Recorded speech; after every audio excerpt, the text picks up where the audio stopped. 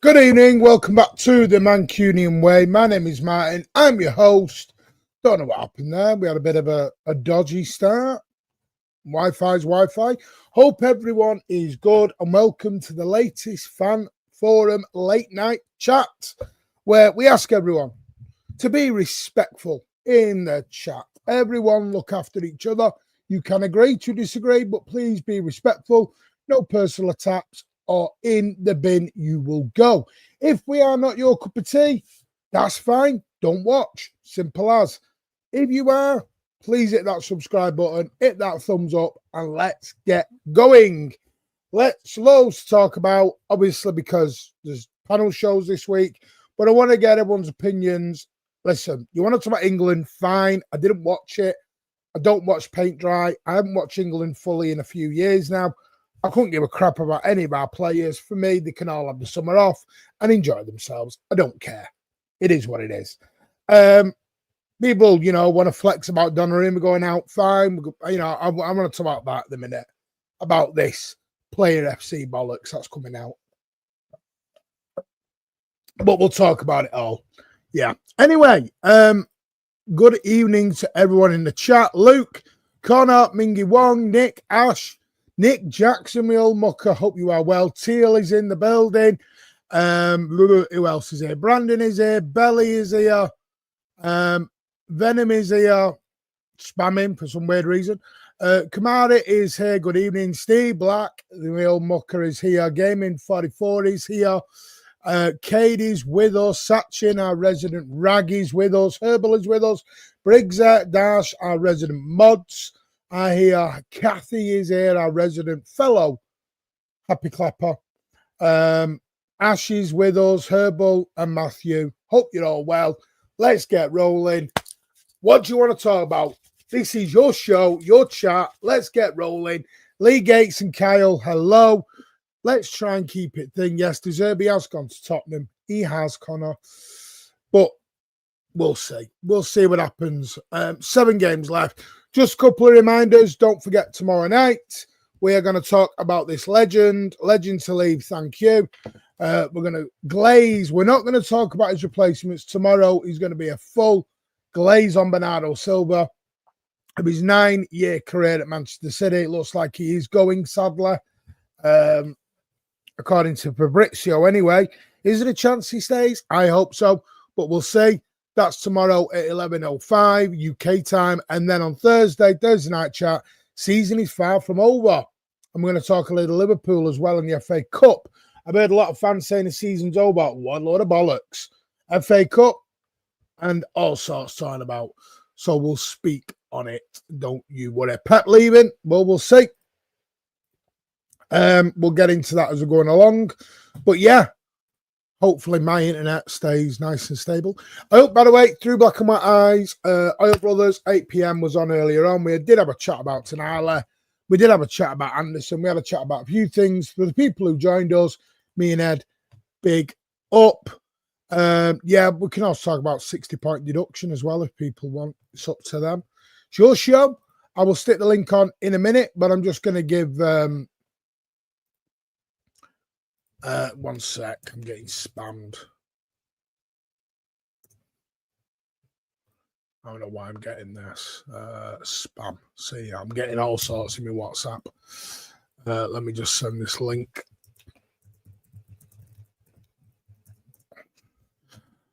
Send it out to the boys.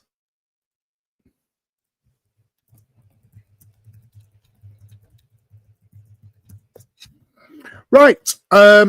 Let's get this out there into the domain then. We'll try and do one at a time. If we get loads of people on, we'll do it as 2 at a time. But please use the link respectfully. Respect everyone's opinions.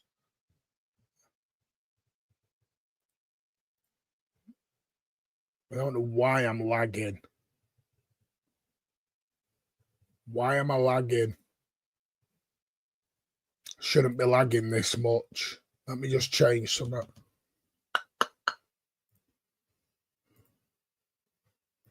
Shouldn't be lagging this much. Right, does that help? Right, yeah, we seem to might have sorted that.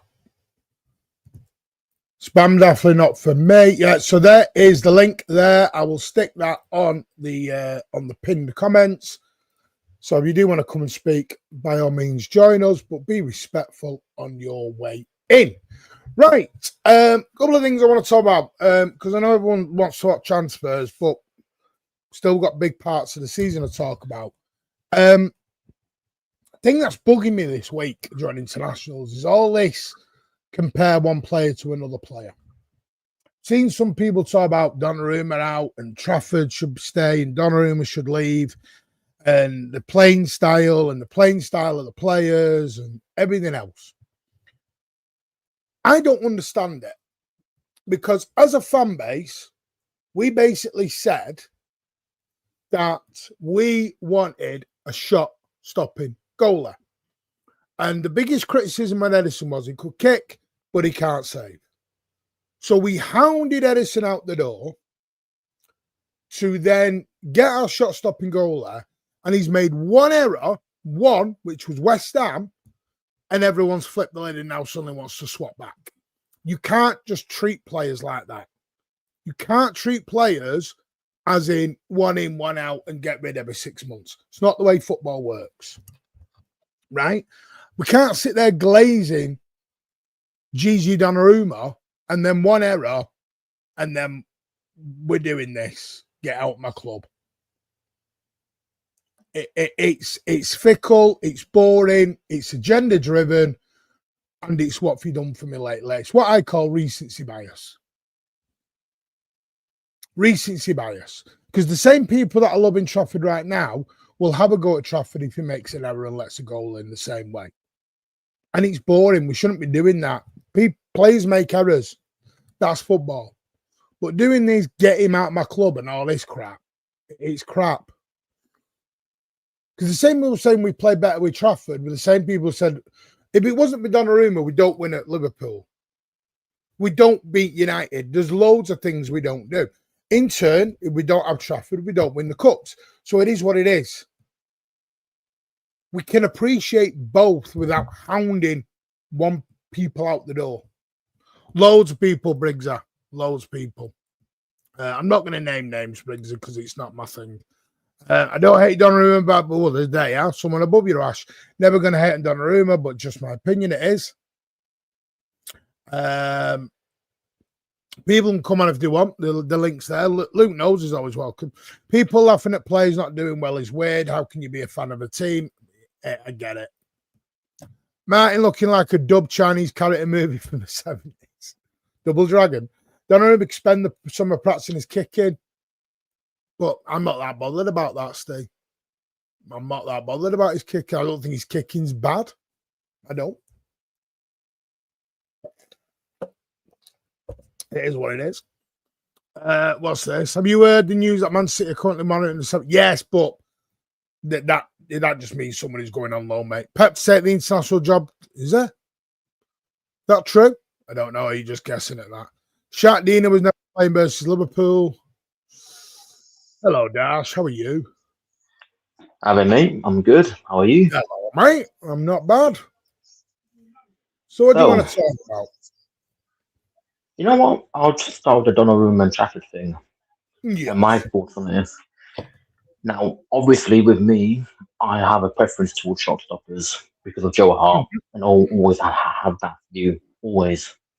But with the modern game and the way systems are going nowadays, yeah, they need someone that has a good ball playing ability out from the back. It's only just about Edison, it's about even other clubs. You look at Arsenal with Raya, you look at Chevalier at PSG, even that backup keeper that's not their main star, that's that kind of guy, can't pronounce his name properly, that's good on the ball. And I think some people have mentioned before where with those goalkeepers they now go as a third or fourth centre back, if you know what I mean. And they line break to the 6 or 8 or even go wide. And if you're asking Donnarumma to be a ball playing goalkeeper, that's not his strength. So doing a disservice to him and a disservice to players around which the back line and even in the midfield and even in wide areas. So it's not going to be beneficial to both sides. That's why I see why people think Trafford has a beneficial way in the team because while he's not as good as Donnarumma shot stopping wise, he makes So it. He has why did we get rid of Edison then? with Edison.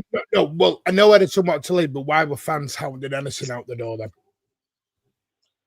Because of the fact that he couldn't say, well, to them, he can save a single shot. But what they didn't notice is that his ability to bat from the back helped us tremendously. So at the time, fans were thinking, you know what, we'll take that aspect out and sacrifice them and go with a traditional shot stopper that is not good on the ball and not their strength. Now people are probably realizing that, oh, we need that ball playing aspect back. And now they become fickle. And I think this is something that the fan base. The thing with Edison is that he may not have been the best shot stopper, but playing off from the back is something that is benefited us for the last 7, 8 years. And I feel like we underappreciate him on that factor. And by the way, this is not me saying about what do you call it, bashing Donnarumma or even bashing Trafford. It's just me looking at both sides of the coin. And I feel like the fan base we've overdone it a bit. If you want my honest opinion, it's just something that I feel like we got to navigate through now. And listen, I've spoken to you behind the scenes about the goalkeeping thing. It's something I think right now, if we got Donnarumma, we have to navigate that around the team. So, for example, Ellie Anderson would make sense because he can win the 50-50 duels. You've got what's it called? I'm going to say, by the way, Nash, Matthew Hale's spot on here. Donnarumma plays a mappy, Trafford plays a mapper. I'm not one of these. Listen, plays are faults, plays make errors, 100%. I just feel as though this one error of Donnarumma has become a big thing against West Ham. When goalies make errors, I've said this, troubles with goalies, when they make an error, it can lead to a goal. But back on the other side of the coin, if it wasn't with Donnarumma, we don't win at Anfield. That's true. So which side of the coin are we going on here? I'm going to be honest. I'm very old-fashioned. You know this. My wingers, I want them to assist. Strikers, I want them to score. Goalies, I want them to save.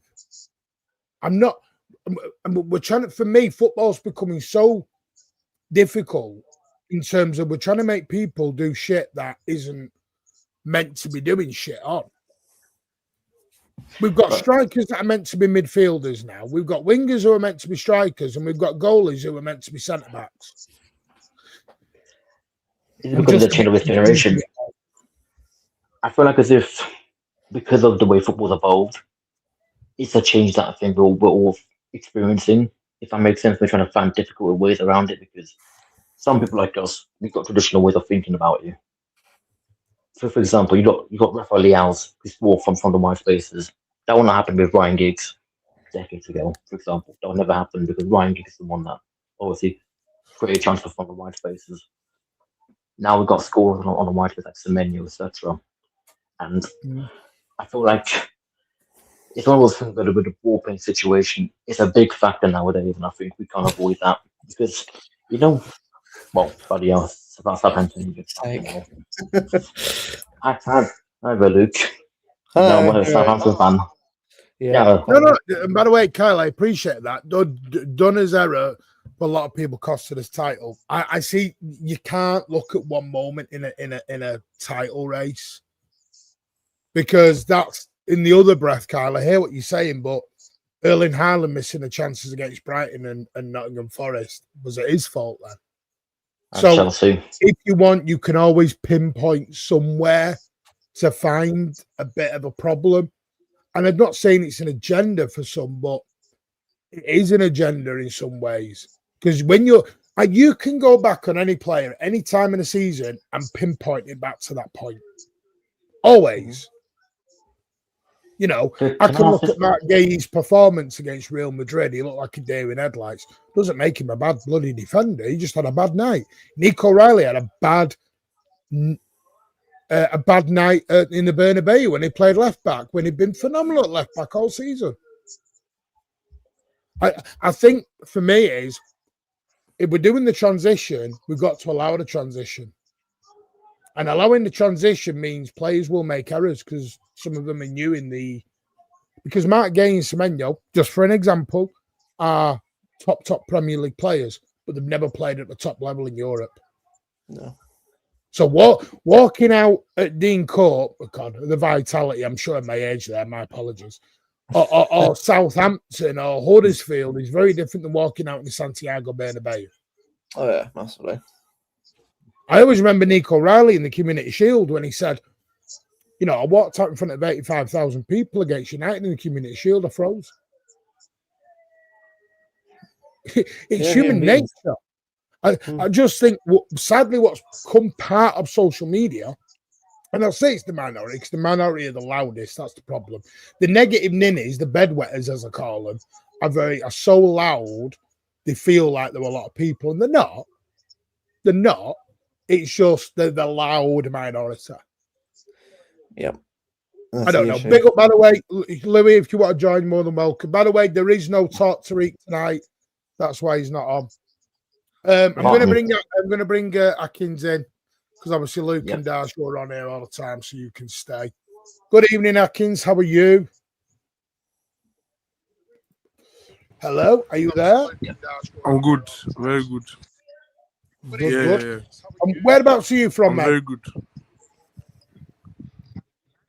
Yeah.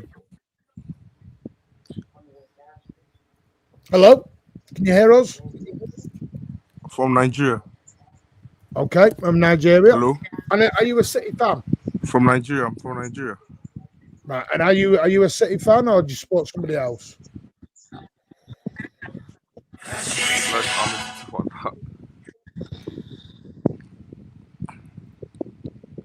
I'm a City fan.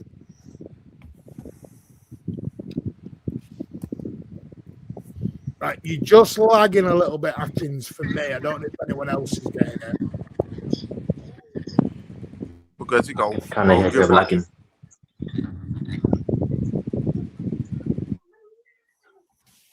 We're struggling to hear you, Atkins.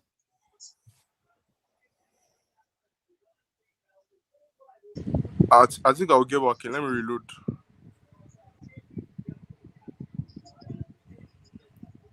I can't hear him. Oh, okay. Right. I'm just going to remove him. We'll try and get him back. Anyway, go on, Luke. Go on, Dash. We can hear you, mate. Yeah, before I let you go into this, back to Donnarumma and etc. What I want to say is that we've seen fans this season complain about not having enough control in the second half. Like, when I assess it, isn't it, when you got a traditional shot stopper, isn't control out of your realms anyway? I'm not talking about 75, 90 minutes of control, but I'm not talking about that. I'm talking about a good 15, 20 minutes of control in the second half, where you can do your pauser, get back into rhythm, etc.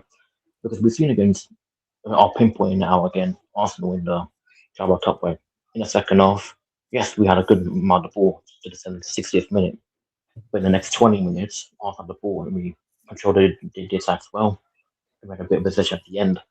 I just think it's about controlling those periods, because, for example, we don't want another Fulham situation where we're 5-1 up, we're cruising, and then we let that control goal. And I don't think it's with Donnarumma, I think it's around the whole squad. And I'll say this again, if we're going to sign players, don't put them in positions and roles that's not their strength, if that makes sense. Because then that's become their weakness, for other players around it. So that's the way I see it. But anyway, Luke, go on. I'll let you try to speak.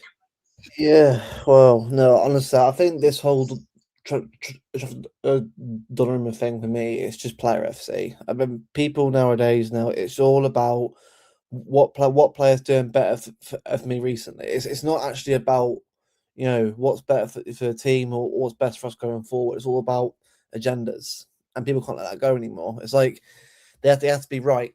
They can't be wrong, or they can't just support the team. Like everyone else does. I just feel like I'm it's actually quite exhausting now. Like, I'm actually hating just seeing all the debate. Like, I'm all for people having an opinion, but it gets to the point where it becomes a little bit repetitive, a little bit like it's like you can't know where it's going. It becomes boring. Yeah, I'm bored of all the. As it is, Luke. It's boring. Yeah, it's boring shit. Again, people's opinions are all well and good, but it's always like a shield to defend from shitty behaviour. At the end of the day, right? Like, just back the team. I'm sorry, but like, supporting a player is not fun at all. It's just watching one player, nothing else. Like, why don't you support the team you support? I've never got that at all. I've never understood agendas at all. It doesn't make you unhappy. See, I think. I mean, I don't know about the chat. I think there's this narrative of if you back the players, you're an happy clapper, and it doesn't because we constructively criticise players. I said this I was telling someone the other day, and we're going to talk about this later on as well, about this 60-point bullshit deduction that's gone round during international break. City are getting 60 points deducted from somewhere. Well, I'm going to break some news to everyone in a bit because, well, I'll do it now, I don't mind. City have a right to appeal. So that could go for another 2-3 years yet. So while everyone's jumping around on a 60 points, City have a legal stance of an appeal. But we don't even know if it's that or not. I feel like people get so bored now of football that we just. I'm going to say it as it is. I think people are so angry, they just do what they want. Yeah, exactly. Shout out the football terrace. I saw that tonight. England played, and Teddy focuses on one person, Manchester City. They were all shit. Well, the rest team was shite. Palmer was shit. The attack was shit. Says the guy that support Phil Foden over the club. No, we don't. No, we don't. Oh my God. Bloody so, hell, right, I back all the players spicy potatoes. You don't have to, mate. At the end of the day, right? Like, people like, I'm sorry about. It doesn't. Is a fact that people find surprising. But you don't know right now. Haaland's got 5 goals, and we're going into April this calendar year, which is like very, very poor for his levels. But it doesn't mean he's a crap footballer, does it? So he's having a really poor few months. But look how good his career's been. Doesn't deserve to be playing at the minute. He's not playing good, but slagging him off doesn't help somebody. It doesn't. It's just like. At the end of the day, right? Like, I don't know what people are actually asking for here, or they don't want people to do. Just abuse players constantly forever, and not actually back them and hope they get better. Like, honestly, mine it's boring. Like, I'm actually bored of negativity. It's just I'm like, can we just not be a little bit like just back players and sort of just say, you know what, let's try and get better. Because unfortunately, negativity sells. Yeah, it's negativity boring. Sells. Boring. Yeah, negativity sells, and it's quite boring. If I'm honest with you, I don't understand this. People, if people want to choose to live in a world of hurt and negativity, go ahead. Yeah, I don't. I have enough shit going on in my life for negativity, and I'm not going to. Football's meant to be a release and a bit of fun. I'm sorry, but it's making you that unhappy. Then football ain't for you guys. Foden, I worry. Well, we'll see. England are laughable, overrated players. Is that why you left the country? Hey, some people are willing to believe anything they read on the internet. Oh yeah, there is that. Gullible on the ceiling, what kind of stuff? Gullible. Oh, they always do, Simon. They always do. All the City players get supported as the play with City. It's what a fan is, yeah. But apparently you're bad at that. They never talk about if found not guilty. No, you never hear that. No, I paid him off. You know, it's that kind of stuff. You guys, besides Phil Foden by saying stuff, something's not right. How do you know how your Foden's dad? No, but some of us do speak with people, mate.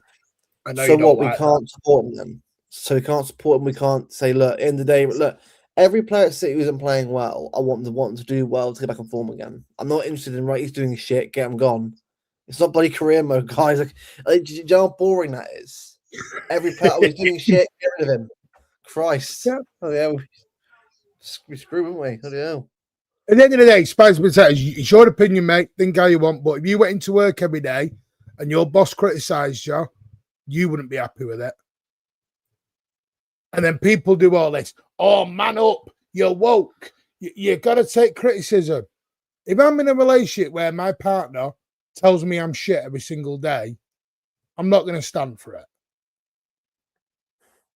I'm sorry. People have got to just realise there are human beings behind it. You can constructively criticise, but abuse is not criticism. Abuse is not criticism. No. And that's where we've got very... for sure we'll beat Liverpool. We'll talk about that as well if you want. Martin, I'm sorry the other day I called you happy clapper. Hey, mate, if I'm an happy clapper, I'm an happy clapper. I don't mind it. I was angry because we got knocked out. Mate, you don't need to apologise. Don't worry about it, but appreciate that, Basco. So true, Luke, there are too many fans that throw their toys out when the result doesn't match their betting slip. Bloody hell. It's actually maybe a bit normal to United.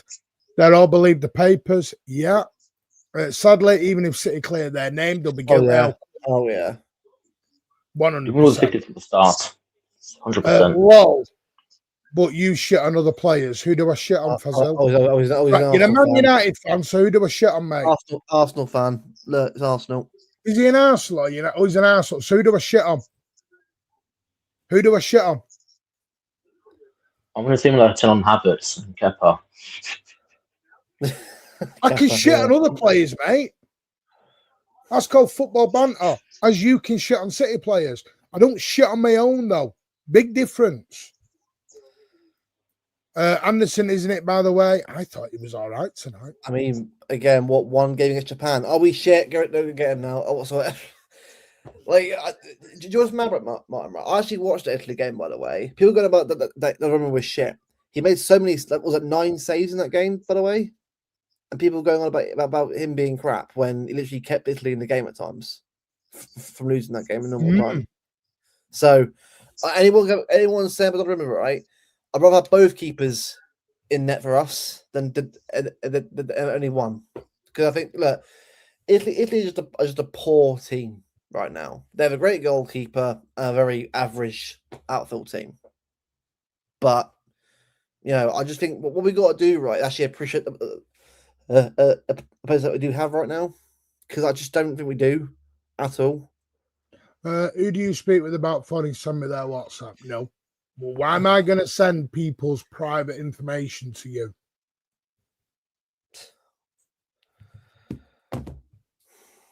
Who I speak to is in confidence, Spice. You don't have to believe it. That's fine. But got the Rodri stuff right a lot, didn't I? Got the Bernardo kind of bit. Said they were offering him a deal, but he might not make you, All I'm saying is I get a lot right. And some stuff wrong, but as we all do. Elliot Anderson, Tonali I mentioned months ago. Semenyo, we mentioned. When did we mention Semenyo on the channel? October? September. There was Bruno G. We won't mention that. We won't mention that anymore. It's fine. I got the Bruno G wrong because they wouldn't pay the release clause. I can't make City pay a release clause. I wish I could. They agreed the deal. He'd done everything. They wouldn't pay 100 million. What can I do? I'm not Manchester City's chief exec. We'll say in the chat. And by the way, no, I don't boo Savio. I've never booed Savio, and I don't criticize Savio. I really never don't get it at all. On other streams, can you name them and name the streams?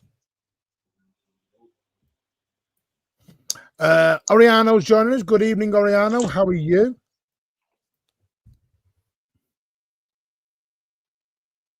Oriano.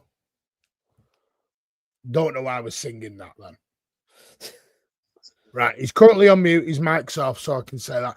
Look at Sachin here. He's like a little leech, this rag. This rag fan here is like a little leech in her. Not saying City are guilty, but what are the chances? I don't know, mate, because I'm not. I'm going to say this. They signed NDAs. Yeah. Which are non-disclosure agreements.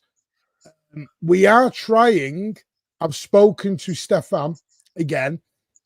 He's having a little bit of time out at the moment, enjoying himself and a little bit of R&R, and I hope he has a lovely time. But we're going to touch base again at the start of April and try and get him on for two reasons. Talk about, obviously, the 60-point bullshit that's come out. And the other thing is how football finances work. People think you can just splash money about and it doesn't have a bottom line effect. So we're actually going to go through how money works, transfers work, why City want certain deals, why do they do them on amortization, etc. Because listen, we don't know all the answers. Sometimes we just go off what the papers say. Also, Matt in the FA Cup UEFA, yes, we're going to do a watch along for that, Joshua. Oh, by the way, can I just say the lovely comments I got on the women's watch along that I was a hypocrisy and I was everything else that was going on because I did a women's watch along. I can't win sometimes.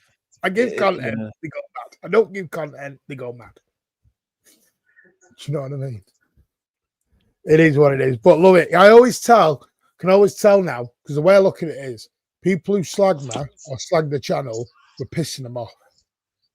Because we're getting traction. I'm the type of sport that likes to learn more and more about the game. Exactly. I love that. I always think my biggest thing is you wake up every day and you learn something new. Yeah. Life, to my children. Oh, nobody then spikes potatoes. It's all good. Is Trafford going to stay and fight for his place? I'd like him to. Yeah, no. Could do. There is rumours about a buyback that they're selling with a buyback, but as Baz said to me the other day, well, he said it tonight actually, Newcastle wouldn't buy him with a buyback.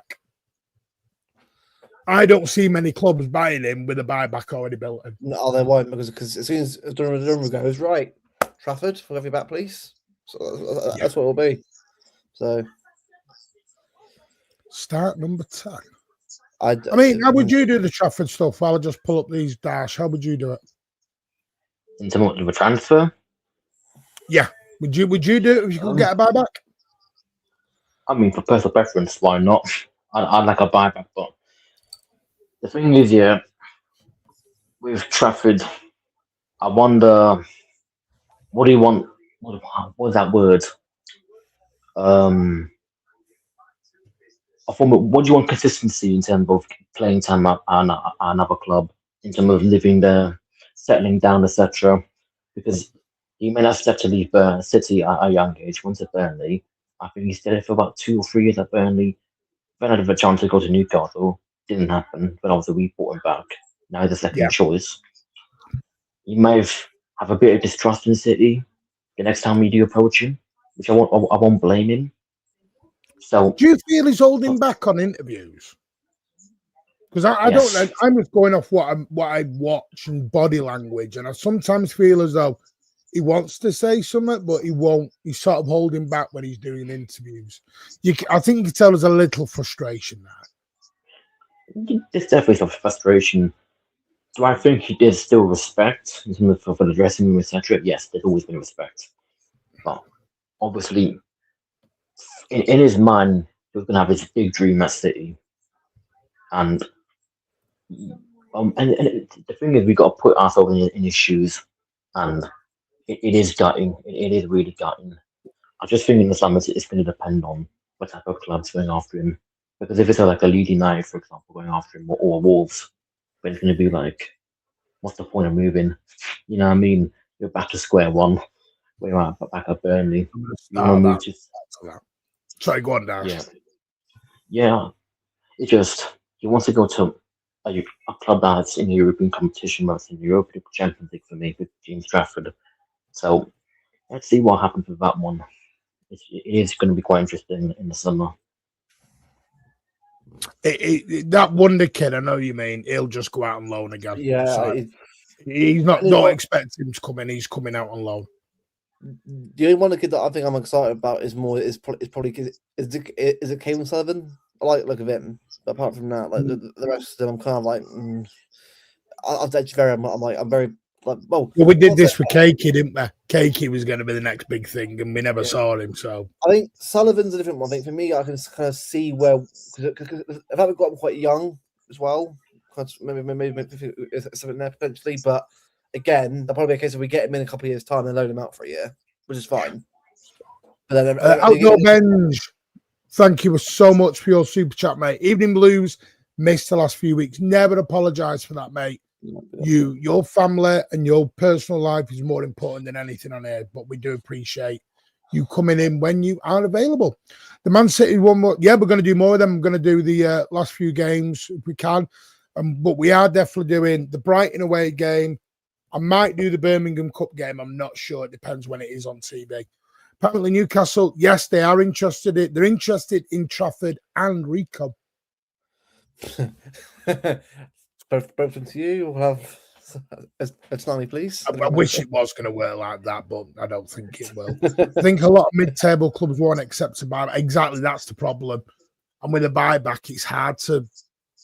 I mean, we bought him back for 27. What 50? I don't know. He was very happy. You were saying you was hoping they swapped shirts at the end. What? I don't understand that. My apologies, Matthew. Just confirm that. If you want him to come back in future, I would do a 2-year loan instead. The trouble is, which clubs are going to want to do that? I personally don't think. I personally don't think because how good he is now and how highly rated I think he is. I don't think any club will actually accept above that clause. I don't think it's going to happen. Yeah. Well, I've heard that about Foden as well, loan him out. I'm like, you don't loan Foden. You don't loan Foden out. No. Rodri, you don't loan them players out. They go. They stay. With Foden, it's more game time. So I thought, play him more. You make him into form. I'm sorry, but you can't just say keep benching him and then what? Just keep bringing him off and then it doesn't get into form. I don't know what we do with Foden. I don't know what you do. I wouldn't give him a pay rise. I'd give him a new contract and then say, if your form improves, then we can look at, incentive to get better. I just think, I don't know there's something not right at the minute with Foden. There's something not right. Yeah. He doesn't look like he's enjoying his football anymore. So I think that needs to be, but I don't think getting rid is an idea either. No. He's only got a year left, so you're not going to get loads of money for him. And thing is, top clubs do want Phil Foden. Yeah. That's the part that scares me, Martin, because his quality is unbelievable. And if he goes to a club, he has got quality. We know he has. And if he goes to those clubs, Martin, and he fucking performs, and we didn't use the best of him, it's gonna fucking piss me off because you know what I mean. It's just so frustrating the situation with Phil. I'm not doing World Cup watch-alongs. We might do like a daily news thing, but I'm not doing watch-alongs. England's deep along. Tone says that Rodri will stay. Tone's guessing he's staying. He's hoping he's staying, like we all are. I speak with Tone daily, Simon. He's guessing he stays. He wants him to stay. I think it's there personally. That's just me. That's what I'm at. He doesn't know anything because I know where Tone gets his information from, and even they're not sure he's staying. So that's just pure guesswork on Tone's behalf. That. Yeah, I think he stays. That's just me. I mean, it depends on what happens. Mafuni got linked with Bournemouth today. That would be a fun loan. Ooh. Do you know when I can see going to Bournemouth? Someone like a Victor Hayes. Yeah, I can see that. I'm thinking Brighton for Victor Hayes, but they didn't have interest before in him before he went to us. see, if fun enough, right? I think you know how Bellis and Shay Charles know when it's Southampton. I think if there was a Premier League club, I think that's kind of club I can see him going to Mifuni, but obviously there's still Championship, so yeah.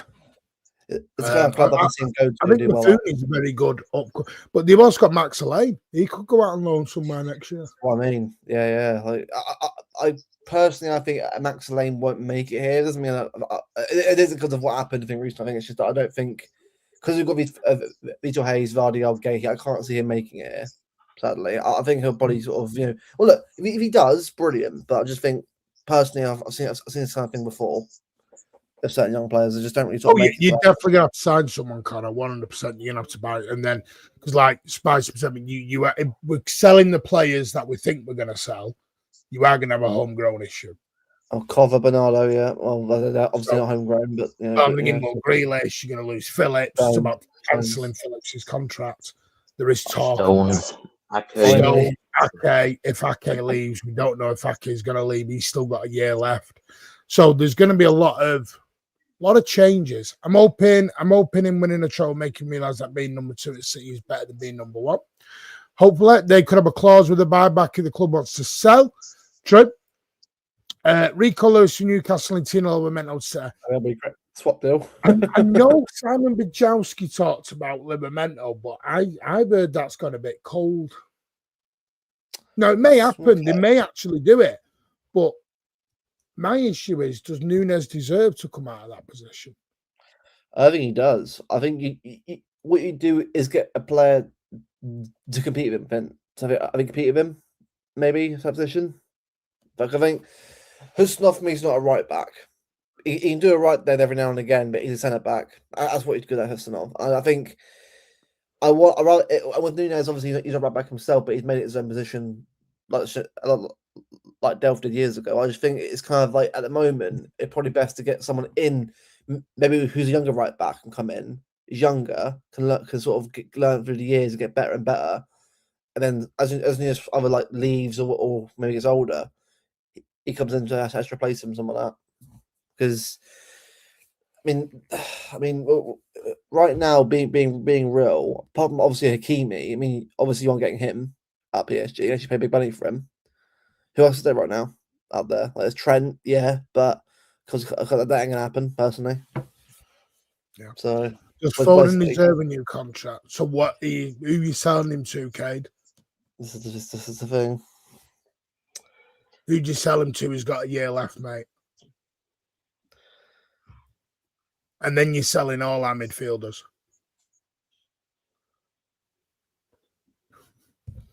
You got Foden, Cover, Rodri, Silva. That's how much experience have you got? What's happening with Nico G? Nico G has 5. That's what I mean. You can't just sell 5 midfielders out the door. Jesus. X, isn't it? LB mentioned about him training with the academy. I don't think that helps either. I think that kills him. No, that kills him because that's a punishment. Simon, that's a punishment. It is a hard one, isn't it? It's a hard one with Foden because I think there's something there. There is some like this isn't just a simple drop in form, is it? It's something more going on there. I think. Now, is it something to do with last year? Remember last year that sort of. Now, obviously, I don't know what's going. Obviously, I don't know fully the details of that. Obviously, you hear what you can hear, but is something to do with maybe something that he has, maybe something that or go on in personal life? Don't know. I'm not sort of trying to sort of blame him anything on a particular issue, but I'm just trying to think: is there something there that's holding him back? Maybe. I would probably agree with that. Maybe give him a 2-3 year deal and see how he performs next year. That's probably what I do, yeah. Because you can't give him a 10. As much as I would love to give him a 10-year deal, he's not on form to give him a 10-year deal. Like Haaland.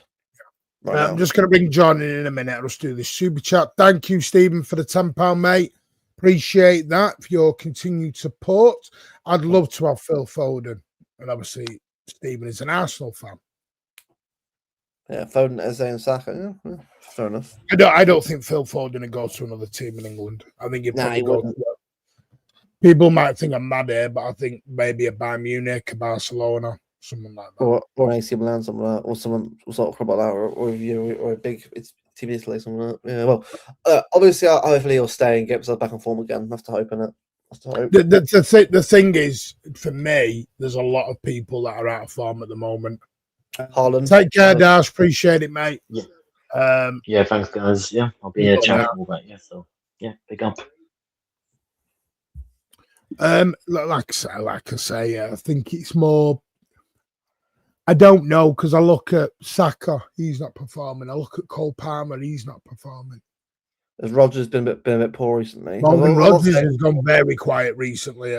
I think there is something in the physicality issue around the league. It's gone. And for me, it's a hard one. It's a hard one. I'm going to bring John. Oh, I can't bring you in at the minute because it says your mic or your camera are not connected, John. So you need to connect your mic or your camera, please. And then we can add you in. It's a weird one, right? Because I think England right now, you're right. I think in itself, right, looking at the current England team, you've got a lot of technical footballers in there who are really, really good. I think if you had technical footballing style, you get a very good England team there. I think Harry Kane up front, players around him, is very primed to have to actually go and win a World Cup, I think, or a Euros. But when you've got, like, again, like I said, the physical, like, sort of, return of prime Barclays, and look at what it's like. What's the league's identity right now? Like Spain is tiki-taka football, always has been. That's never going to change. France is a bit more pace and power, I think, more than anything else. A little bit more to the PSG. Germany is quite physical. Like, it feels like we're in a like, what's the term? Identity crisis, probably. And identity crisis. I'm not sure what's what for us right now in terms of, like, play styles, that kind of stuff. I'm trying to think, because it's a hard one to sort of really sort of like, describe, isn't it? Because there's a lot of stuff going on, a lot of different teams in the league right now. So Wesley from Roma, everyone was against that one when we were going for him from Flamengo. Where am I at now? I'm just trying to get John. He's still saying no connection, mate. So you need to try and connect one of your mic or that. Mine, has there been any updates on Anderson? Sorry if I'm late. Nope, not really. Still talking. Kyle Walker was 10-1 at the weekend in Deansgate. 10-1 what? 10-1 what? If Foden having this mental health thing again, the guy should retire. Kay, don't do that. We're not going to go down mental health issues, mate. I won't do that with any player. I want either Livramento, Wesley, or Porro at right back. Yeah, but the thing is, Livramento and Porro ain't coming in to play backup. Livramento's not sitting on a bench, mate. No. See, I'm probably with Pay. Give Foden an extension, no pay rise.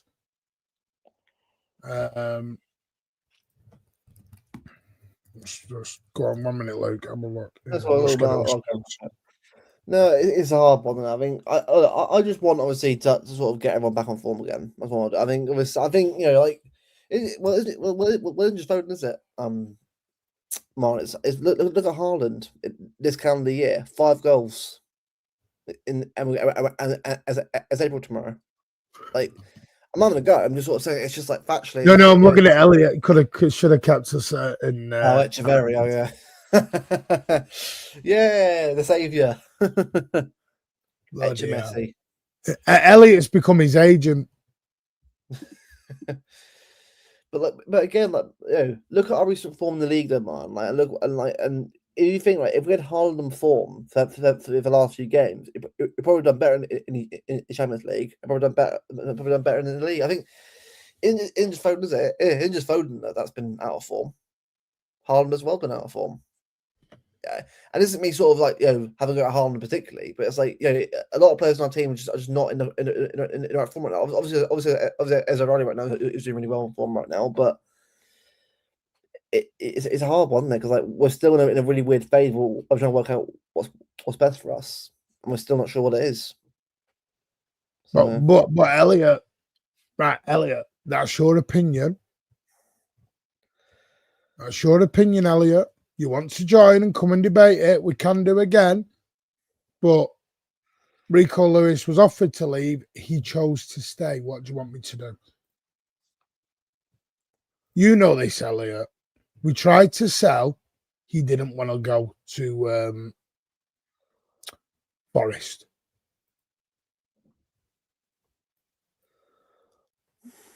So, yeah, I don't get it. And I'm sorry, I'm not seeing anything from Echeverri that makes me think, yeah, you're in the City first team. I'm sorry, I don't. That's my opinion, and I'm entitled to it. That's the way it is. Dash, Cherky has been utilising the right wide spaces. Those players mentioned are putting central areas up the line, winning a lot of 50s. Yeah, of course you can. The link's pinned at the top. If anyone does want to join, just remember to be respectful. As you come in, that would be great. Echeverri wouldn't have done anything this season. He can't even start for Girona, for God's sake. Oh, yeah, it is what it is. Why was Foden somehow playing as a false nine for England against Japan? Don't know.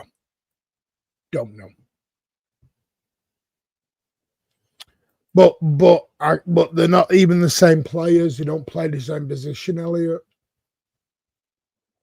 They don't play the same position. So, no, I don't agree with that. All I'm going to say as well, right? I mean, this is why I'm sort of coming off X more and more now. Like seeing like the reaction to Italy going out, right? People just going at Donnarumma, actually watching the game because again, agenda. Honestly, it's actually quite boring. It's boring. It's like we get it. You're like a certain player. At this point, it's just like, where's the actual conversation at that point now? I'm actually just. It's getting boring at times talking about football in social media in social media now because again it's always from a certain angle. And look, shows like this obviously and other channels are great, but like because like X now it's just become just a full on like everyone in one corner and another corner. It's just so boring, man. I'm so bored of it. It's so honestly, it's so bleak that people are. Well, do you know why he's not starting, Elliot? Rico played as a 10 about twice. No one said Rico Lewis is good enough right now. I think he is struggling, I agree, and he should be sold. But I think comparing Echeverri to Rico's, you're just filling a spot for a spot. Yeah, but that's one game. And he was actually very good in that game. Forest in the semi-final, you mean? And he was very, very good. Foden's situation is worrying. But no, I agree. I'm agreeing with you, Elliot. It's like you're making the point now for making the point's sake. So I'm not disagreed with you. We are trying to get John in. John just cannot connect his camera or his mic. If you please, if you're coming in, please make sure you're in the settings. It should tell you if your mic or your camera are connected. You don't have to be on camera, but you do have to have a mic connected. Yeah. Anyway, Rico, bye-bye. Yeah, probably Nick. Give away for free. They're not going to give him away for free. Come on. Martin. People are very angry, aren't they, on some players? Genuine question here, right? And chat think I'm mad here. If we won the Champions League again, would everyone be happy? Or would someone be looking because honestly, it's got to the point, Martin, where I generally think, right, people have just like I don't know what makes people happy anymore. I don't like.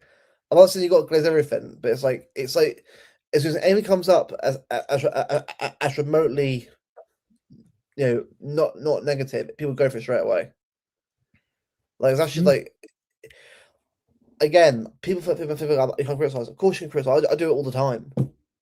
Everyone does it all the time, but we can't like be positive about the future, be positive about certain things. We have to be a bit.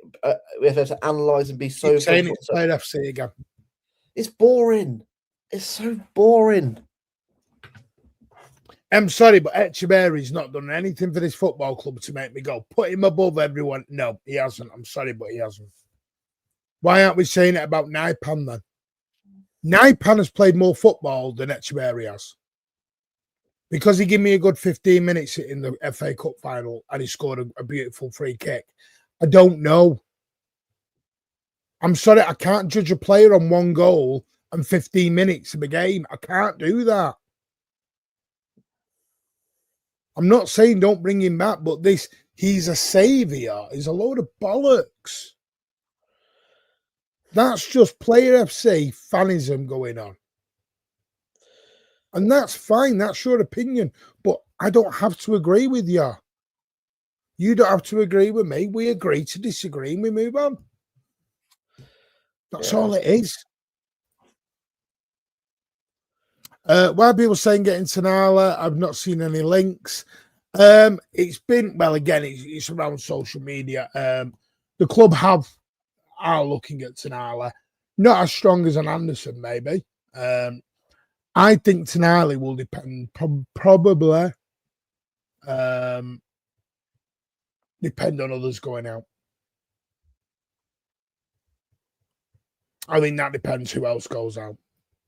So maybe a Rodri, a Kovacic, just, who else leaves. And we'll see what happens. It's not bollocks at all. We've got no players like him, bar Churka. But again, that's your opinion. Cole Palmer will be at United next season. Jesus Christ, 300 grand a week. Yeah. By the way, 25 years, sadly, to the day that we lost Rocky Rocastle. He was only on loan at Manchester City. He wasn't there for loads, but it's sad that we did, lose him at such a young age. Yeah. But yeah, 25 years to the day. Also, looks like the North Stand, Luke, is going to be open before the end of the season. Okay. All I'm going to say is in that one, Martin, is it going to be full? What's the thing? Well, the Etihad's not full. Never mind the new stand. Exactly. I'm sorry, right? Martin, I'm sorry, right? The only way sitting... Oh, look, Elliot's up there. He's not even sat there and he's up there. The only way, right, City going to get the stands full week in, week out is they actually change a ticket policy. Sorry. Is Simon still with us? Sorry, is Simon still with us? Because I've just noticed something. I'll tell you later. I figured something.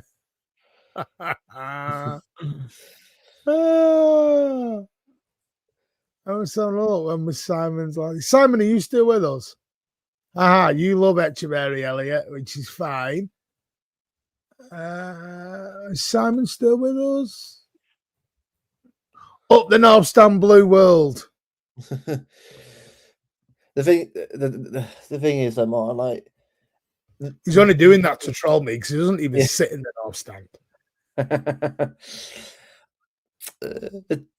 The ticket thing's a weird one, isn't it? Because I always found that last season after the protest, like the pricing was actually a lot better than that. And I thought we were going in the right direction. Then this year, Fulham at home happened. It was like £70 for a ticket in a home game. Like, if City generally feel like that they can fill that ground up week in, week out, right? Look, hopefully they do. The only way that's going to happen is to actually make tickets more available for fans. So let's say someone can't make it to the game for whatever reason, that's like a cash go to someone for the game, rather than just like be forced to go onto a third-party website for more money. Yeah. Like, by the way, it's a third tier. It's not an extension of the second tier. It is a third tier. Third tier. This is the thing that like. I'm sorry, like it's like the club of like trying to jump the shark in terms of getting a massive, big global audience. It's like you don't really do that straight, but like even Chelsea haven't really got that yet. Like Chelsea have won 2 UCLs, but even they've got a smaller stadium than we do. But I don't know why like the club feel like with this massive European club. Like, well, they're wrong. It won a UCL and won a treble. It's unbelievable, but we're still nowhere near that yet. That's fine, No, but like it's no. they're forgetting the core fan base, man, and that's the issue. Like, I'll be all for that stand, by the way. If the fans were still being looked after properly, I'll be all for it. But when you see where it's going and see how everyone's being treated, especially you as well, man, after what happened, obviously with the fans being moved, it's like again, I'm not against the club building for the future. I'm all for that, but like it's just. I want everyone, local fans who live around the UK, fans obviously who are from abroad, to be able to go to games, have a chance to go to games in a fair way, rather than have to sort of go through of either go and is it StubHub something what it's called. Like, it's just like it's so backward. Like, again, I'm all for a bigger stand and make the ground bigger, but I feel it's a bit of a hard one to sort of really sort of support when everything else going on behind the scenes. So well, I'm just going to show this that it is a third tier added. So as you can see there, look, 1, 2, and then they built that third tier on. That's great. Like I said, it looks fine. I'm not going to say it doesn't look good. Of course it does, but and I get it. Some people are not bothered with the way the club treat the fans. That's fine. But I'm sorry. I think the club have not treated. They've not gone about it the right way. And I know there's probably not an easier way going around it, but it is what it is. It's affected me because my family members have been affected by it, and they're not going to renew because of the way they've been treated. They still don't know yet what the prices are going to be. Well, sorry, what their new prices are going to be or where they're going to be sitting. And this was promised to all have been sorted out by now. When you go back to the emails and everything, and my nephews have got all the emails from the club that didn't go out. It only went out to the people that were affected. So, yes, I do know. It was meant to be sorted out in there. It was meant to be sorted out by now. It's crazy. But that's fine, money into the club, but what about the fans who've been affected, Elliot? This is the thing. That's the part you don't like talking about. Why is Ed's here, but he's got no camera on?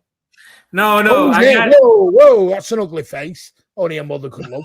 Oh. Hey, that's not. I was about to say something, but I'm not going to say it. Go on, then. I was about to say, your wife saw me on the.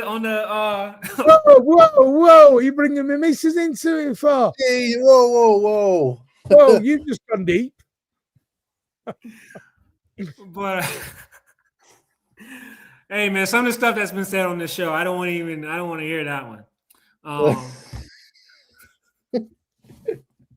Oh, look, you got a haircut, man. You look good, man. Josh. Yeah, thank you, bro. Yeah, thank you. It needed doing, so I feel much better. Yeah, but no, but I am not sleeping in there, you cheeky sod. Yeah, it should have been the blue wall. It wasn't. I'm sorry, right? That stand was primed in a way. I mean, even the Southampton one as well. But like, of the away fans there, that's the perfect way to have a blue wall there. It was cliche. It's true. It could have been a good blue wall, but the club have once again don't have to do it because. And they're wrong, Elliot. They're wrong, by the way. Elliot's fighting with me on things I actually agree with him on. Elliot, come on. Stop hiding in the comments and get your ass on here, sunshine. On where? Elliot's put that, and I agreed with him. I've said fans shouldn't be slagging us off because we went a season without a trophy. I never said we shouldn't. My nephews have not done that. My nephews have been from City since they were babies at Main Road.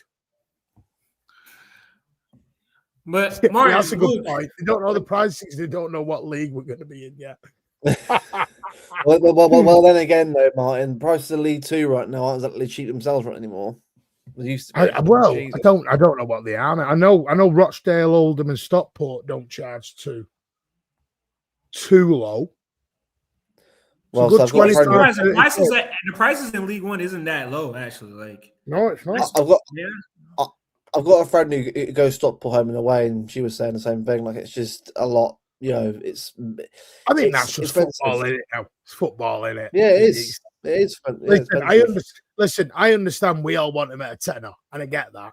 But there's a big difference between wanting it for a tenner and wanting it at 90 quid.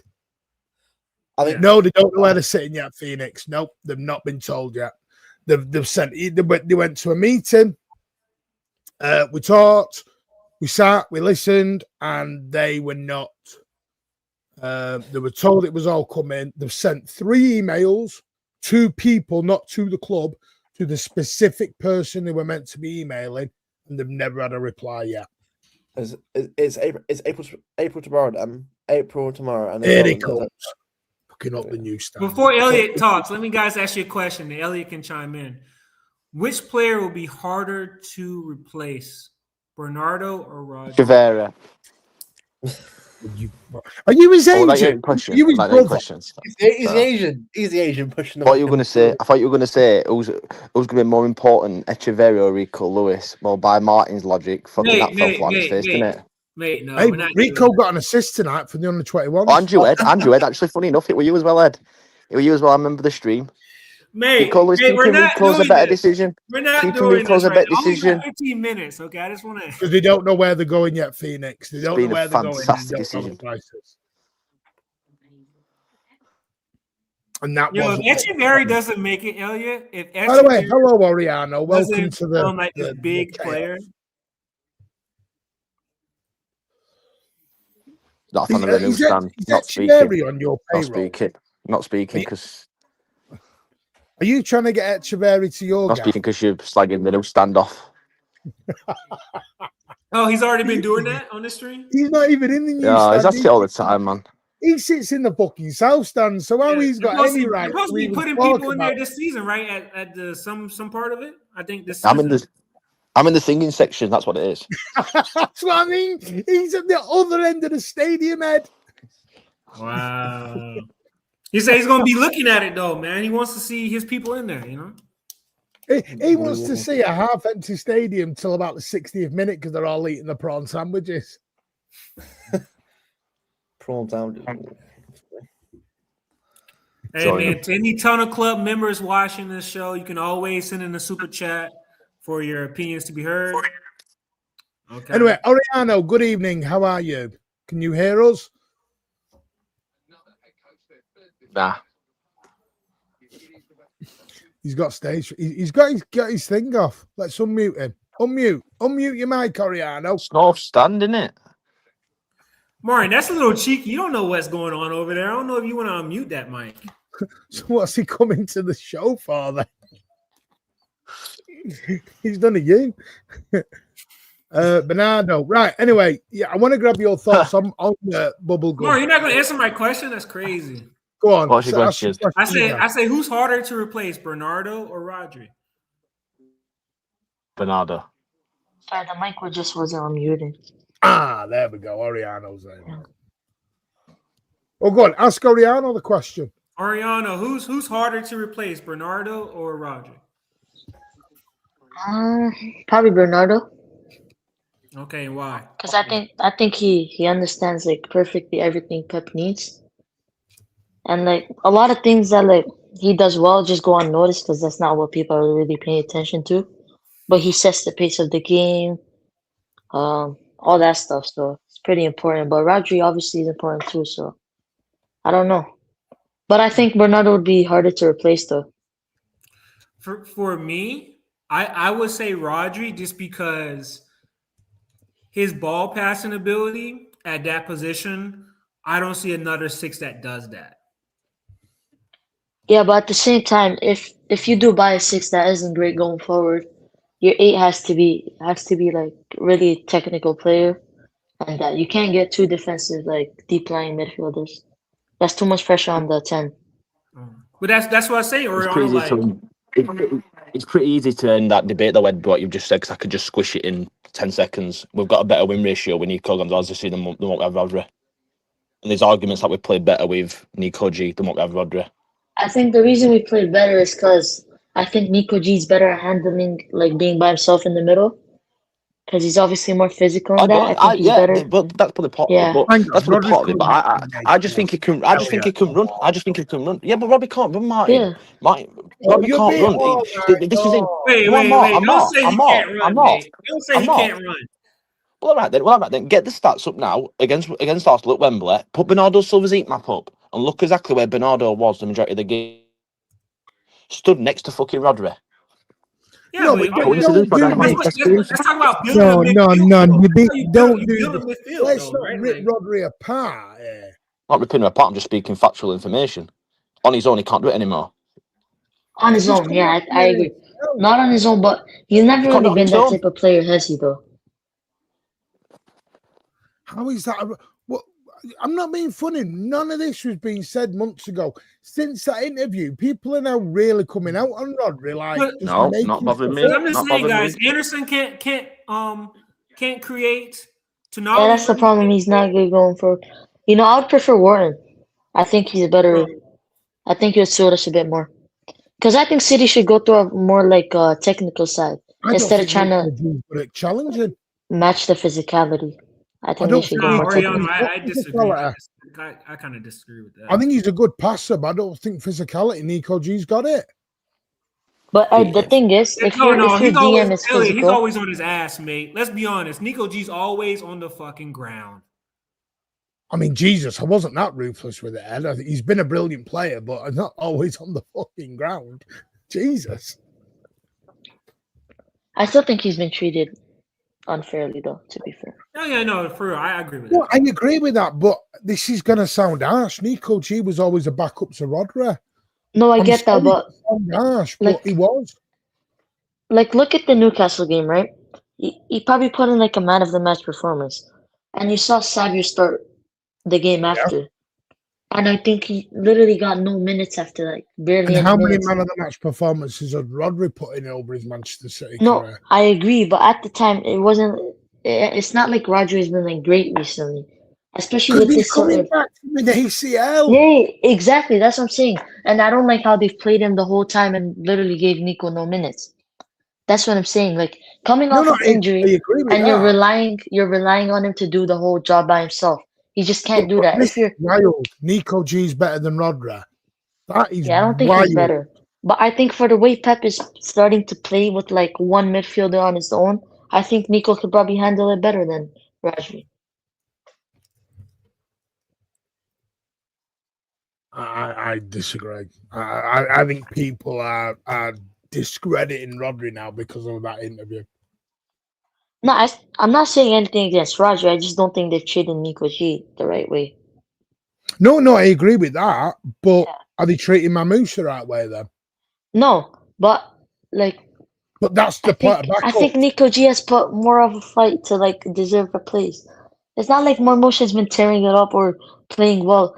If you look at Nico G, the first half of the season, he was really good, and that was our best period. Like that was our best football. Well, why is no one saying that about Foden then? Because he was fabulous in the first part of the season. But do you really want to be playing him on this form? This is my point. We're dragging a player down. He's having a bad time. I get that. Nico G was very good, but so was Foden at the time. But we're saying Foden shit, get him out.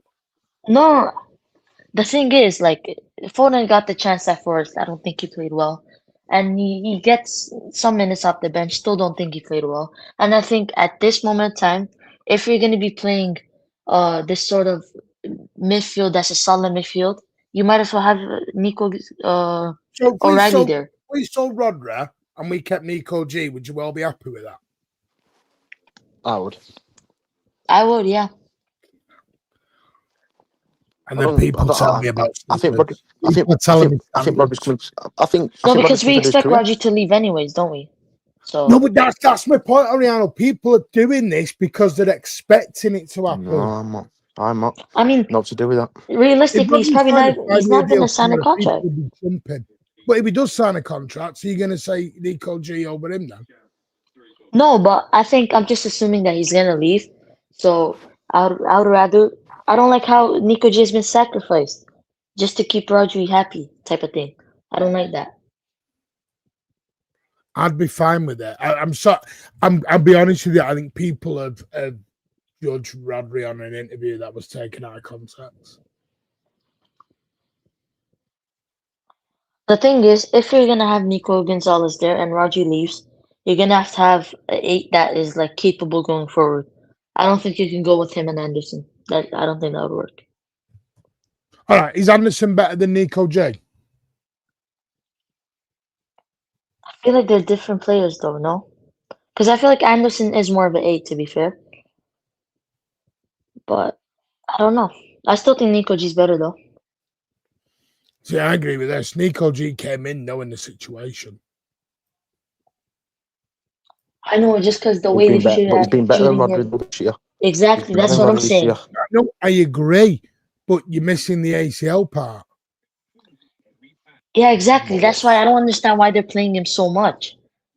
Because he won't sign a contract. That's what But he's I not think. gonna. Yeah, exactly. So that's what I'm saying. I don't like how Nico J has been sacrificed just for I him to sign a I contract. understand that, but I also think Pat.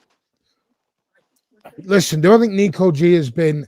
This is the bit I don't understand is everyone went mad about pet rotation, or they called it rotation ball or pet roulette, as it was called, and now everyone went mad about that, and now everyone wants us to do pet roulette. I'm sorry, this is just my opinion. I feel Player FC is taking over the way we're choosing teams now. When it suits, we're choosing the road we're going down. Because when Pep did Pep Roulette, it was too much. When he wasn't, and now he's choosing the wrong people. Not mine. Here's a question for you. What's Rodri's best game since he's come back this season? For me, it's the Arsenal game. Potentially, I also thought he was good against Liverpool. So what? So why he didn't play against? What do you mean the away one? Liverpool at Anfield, yeah, we did. Do you mean the away game? Yes. Yeah, that's because Bernardo was next to him again. Oh, but we know Well, never O'Reilly. Well, O'Reilly was. Rodri like this. Yeah, because he's had an ACL injury, man. Yeah, I get that, but let's not do that. He's worse than Nico J. No, but Martin, that's the thing I'm not understanding. He's coming back from ACL injury, right? I understand that. But why play this sort of system that leaves him so isolated and makes him do like a lot more work? I think that's why his performances have dipped. If you look at the games Silva or even O'Reilly has been beside him, he's played much better because he can How many games have we lost since Rodri's come back? I mean, in the league? I'm not sure. One. I mean, what? But I mean, look at the draws though. We've gotten a lot of draws, haven't we? But the draws weren't because of Rodri. The draws was because Haaland and that couldn't finish. I don't know, man. I just think we're being a bit, because these are the games he's played in the Premier League. Sunderland, he came on 45 minutes, but he's come out in here, he said he didn't want to play that game. He wanted time off, didn't get it. The 1-1 against Chelsea, that wasn't to do with Rodri, that was Haaland and that who couldn't finish, which we talked about on the post-match. Brighton, We did get bad in midfield, though, in fairness, in the second half. Nico G played against Brighton and Elliott. He lost the ball, which made the equaliser because he got injured going into Against a 50-50 against Brighton at home. Nico G. Yeah, to be fair, at that period, I think Nico G was knackered. I think he was really tired. Wolves, we won 2-0. Tottenham 2-2. Wasn't great, and I agree with you. 2-1 away at Liverpool, he played 90 minutes. 3-0 at home to Fulham, he played 90 minutes. The 2-1 win to Newcastle, he played 90 minutes. The away win against Leeds, he played 90 minutes. And we're rewriting Rodri's history here because of an interview.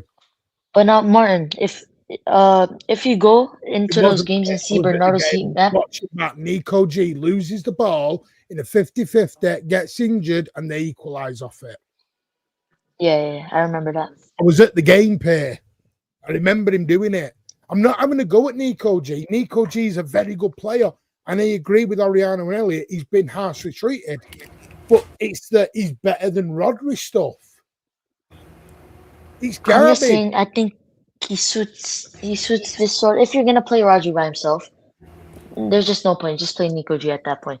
And if you realize all the games that Rodri has played well in have been with Bernardo near him, close to him. Even if you look at his heat map, those have been his best games because he can rely more on his like attacking, his passes and all that. Correct. He doesn't have to worry about the defensive part too much. If you look at the United game, it was horrible. The guy was by himself the whole time. I'm not just blaming Rodri. That's not I'm wrong, blaming man. everybody. Yeah, exactly. Yeah. I'm just saying we're saying that he's back from ACL, but at the same time you're playing this sort of system that kind of makes it worse. Right. Just to clarify, I'm watching the highlights now, Martin Mash. Nico G attempts a backflip, loses the Who was this ball, again? gives it to Brighton, and Who they was this score against? at Brighton at home. Brian. Who was it? Nico G attempts a backflick. He gives the ball away. I can't show it because we'll get copywritten. Yeah. I'm looking at it right now. Didn't he Can get we be injured in the same genuine? play? Can we be genuine here? Didn't he get injured in that game? Yes, in a 50-50. Yeah, I He remember that. can't challenge. He's very good at passing, but he's not. For me, Nico G struggles at things like that. You see, I disagree. I think he is good off the ball. Well, I Pep know we're would agree. looking. Man, he is pretty good off the ball. His dual winning and that is high. Like, I don't know. Here, I'm watching it now. If I could show you, I would. Watch it. We come down the right-hand side on the 60th minute. I'm watching it now. We come down I the agree, right-hand side, right? Ake plays a ball to Nico G. He backflicks it. He misses it. Gets played out to the left, and they score from it. Martin, Bernardo we're just Silva's looking at nowhere one near it, mistake, mate. though. But it led Isn't to a that a bit goal. harsh? Yeah, I agree, but No, it's like it was one mistake, really, and he's no, been the good. point I'm making is people in the chat are saying it's Bernardo. It was nowhere near Bernardo. Nah, it wasn't Bernardo.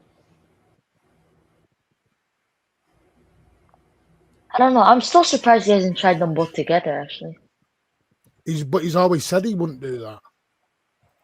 I mean, I don't know. Yeah, I don't think it's gonna ever do that. I have a question for you guys, I'm yeah? sorry, mate. I feel it's your opinion. It's fine. I just disagree because I feel the interview has swerved everyone's feelings on Rodra. If he signed a new 5-year deal tomorrow, people would change their mind back. If he's not shit, why the Real Madrid want him? I just think you have to play the right system with him. So we've never had this problem in the 8 years he's been here. Now it's a problem on the system. No, because he could do that job before. It could be a lone six. He did it better, yeah. Coming back from an ACL. Yeah, you know So what the thing is, he's never though? going to be the same. So he's never going to be the same. You know, in I the don't first know half if of the he'll be season, same. So is Well, Gabardio's maybe. career finished because he's broke his leg? No, because that's a broken leg. An ACL to a I broken think leg is ACL is completely different, to be fair, yeah. So Worse. was Van Dijk finished when he had that bad season after his ACL? Came back. No, and but he was did have. playing No, but he the did. season. I still No, but don't he think did. he's No, but he finished. did have. He did have a Prime Robertson next to him though. Who recovered for him. I disagree. I'm sorry. I think your emotions have taken over on the run. No, Man, you for know me, what? not for You know me. what I think it is. You know when I don't we were give a shit. playing Nico G in the first half of the Didn't season, bother me. I think he played Bernardo close to him. But right when Roger came back, I think Pep thought, oh, okay, he can do it by himself, so we just won't put anyone beside him. Because he And we can, saw it because for. Nico G can't do it by himself because he needed Bernardo there. He I think he didn't. can do it better than Roger, He though. didn't. He He He can didn't. definitely do it better than didn't. Roger off the ball, though. To be fair to Every him, time he's he a better played, he had Bernardo he's a with him. better dual Bernardo winner. was back There opening. wasn't. There were certain games we didn't play Bernardo. Post matches. I mean, Rodri nah, can't run. What is this? nah. There was a couple games where Bernardo This was is on the crazy, right man. wing, making Turkey invert, and he was literally the lone six, and he done it way better than Roger. It's not, mate, because again, one season coming back from an ACL doesn't make him a shit player.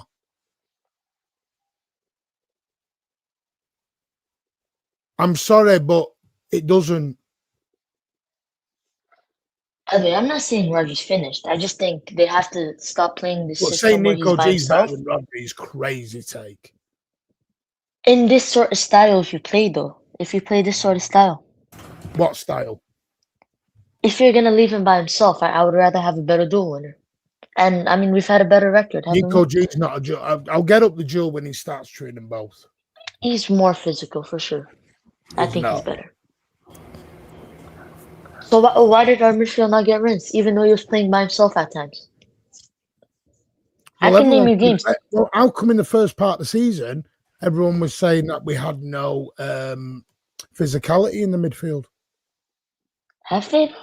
Not the first half. I think Yeah, that they was did. when. No, I think people started to say that when we lost against United, Bodo Glimt, when Pep played Rodri on his own. No. And he got We it. were doing it against Newcastle because we went to Newcastle in the league. Remember, we did a show on it, and people were complaining that we had no physicality. Well, And I we got disagree. beaten I mean, Newcastle in November. I can name you games right now. Sunderland, we played Nico G as a lone six. We won that 3-0. And Silva was on the right wing just to let Turkey invert. So he was completely by himself, and I think he's done it way better. Pete, that's fine. I'm allowed to disagree. There's people in the chat disagreeing with what other people are saying. So Martin, you think the record is just a coincidence? What record? I mean, we've done better with Nico G, haven't we? By one match. Well, still think. This is what I mean. I don't know what we're getting at on this thing at the minute. But Martin, we played our best football though when he was in the team, because I think you can let your attacking players take more risk when you have a midfielder that you can actually rely on. Right, I'm just going to look now. Let me look. So his aerial duels 137. Let me look at Rodri's.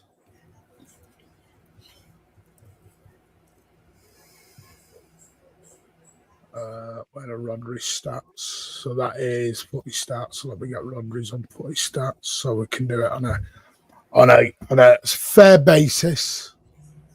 So we're doing defending, yeah? Mm-hmm. Just off the ball, like the duels, all of that stuff. Yeah. Yeah. Nico Gonzalez. By the way, who would you guys prefer, Anderson or Wharton?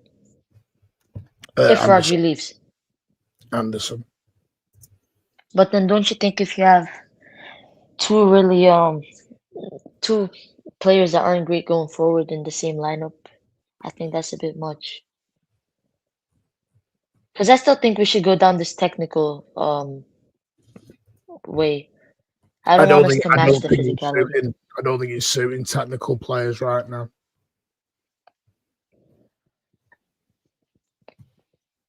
I don't think he's suiting them. But then at the same time, Pep has gone way too physical. It's like, I understand he wants to match it at some degree, but then to have all your front players physical and your midfield, and there's just no like spark in there. And that's why I think he's gone overboard. Nico G's 184%, Rodri's 189%. Minutes per goals conceded, 92% for Rodri, 93% for Nico G, so they're similar. Shots blocked, 8 from Nico G. Shots blocked 2, so he's way down. So he does beat Rodri on that. Totally agree with you. Do you want aerial duels 1? How do you want to view it? So aerial duels 1, 25, 31 for Rodri. What about ground duels? Ground duels 90. Ground duels, Rodri's 94. Right. So they're fairly similar, actually. They are. They're very fair. This is what I'm saying. They're fairly similar. But I'd like both to stay. 100%. I'd like them both to stay. And Nico G is the type of person to learn too. We've seen that he's learned so quickly a lot of the things. I think he's a coachable player. Even Pep said, and he's not great going forward, but I think he can definitely learn that. I'm not playing top trump. I'm just trying to understand in my head how Nico G's a better player than Rodri. I just think personally, I think the interview has swayed a lot of people. Yes.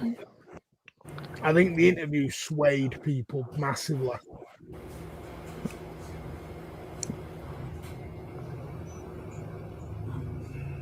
Bloody hell, am I doing everything? I've just done interceptions, mate. But can I ask a genuine question? In the chat, just put a name, Nico G or Rodri. Who is the genuine better player? By the way, Martin, just so you know, I'm not actually saying he's better than Rodri. I'm just saying at certain aspects of the game, at this moment in time, after the injury, I think he is better. Nico G has been superb. I don't disagree. Mhm. But Pep, unfortunately, Pep made his point of he was unfortunately, and this is probably the sad part about Nico G. Pep said he was the backup. We were begging for a backup for a long time. We got the backup, and now we're trying to make the backup instead of Rodri because Rodri's done an interview. Me personally, I would play them together, by the way, because I think they complement each So other. what are you doing with Nico Riley? Because I think this is the part everyone's forgotten. Nico Riley's taking Nico G's spot, not Rodri. But then you're saying, but you're saying it was never planned for him to play in the 8 anyway. So how does Well, that? there you go. But Nico G is someone who would you say is better out of Nico Riley and Nico G then? Well, I haven't seen Nico G in that position. That's the problem. That's why I've wanted Pep to test it. Played in it against Newcastle. Which game? Another game was Nico Riley because he was squaring up to Joe Linton and was fighting. No. I haven't seen Nico G playing the 8. Well, Nico Riley and Nico G played together, didn't they? Yeah, but Nico G was more of a 6, and then O'Reilly was more of an 8. I just haven't seen Nico G as an 8. I haven't seen his attacking. I've seen glimpses of it off the bench, but not enough. Listen, both Nicos, I totally agree with you, baby. I'm not having to go at Nico G. What I'm pushing back, where I disagree, and it's all opinions, is that Nico G's better. Like Nico G's an 8. They wouldn't be going for Tonali and Anderson if Nico G was the future.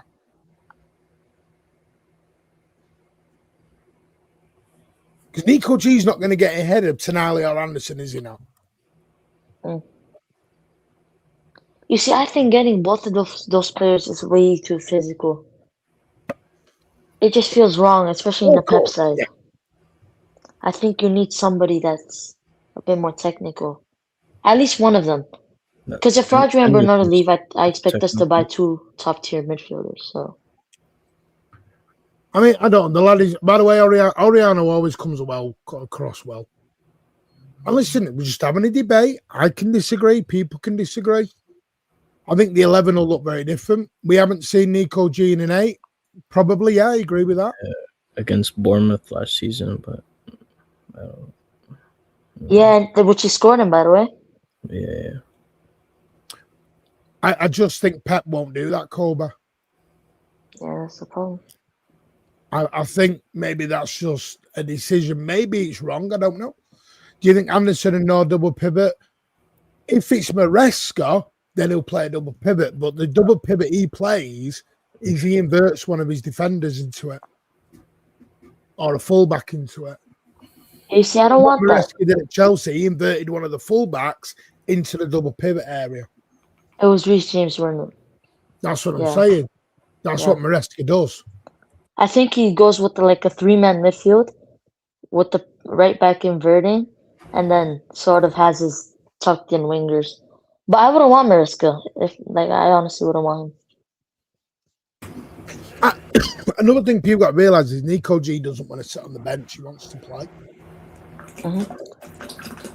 You see, I think next season we're going to hit the balance between physicality and technical. Well, there's a question. The technical side. Is Spain, I think it's a great one, is Spain going to drop Rodri for Nico G? No. Nico G didn't even get called up, bro. Yeah. I'm not saying Nico G's bad. I'm trying to get in my brain. I'm trying to understand whether Nico G's better than Rodri. Yeah. I think that's recency bias because of the ACL and the interview. That's why.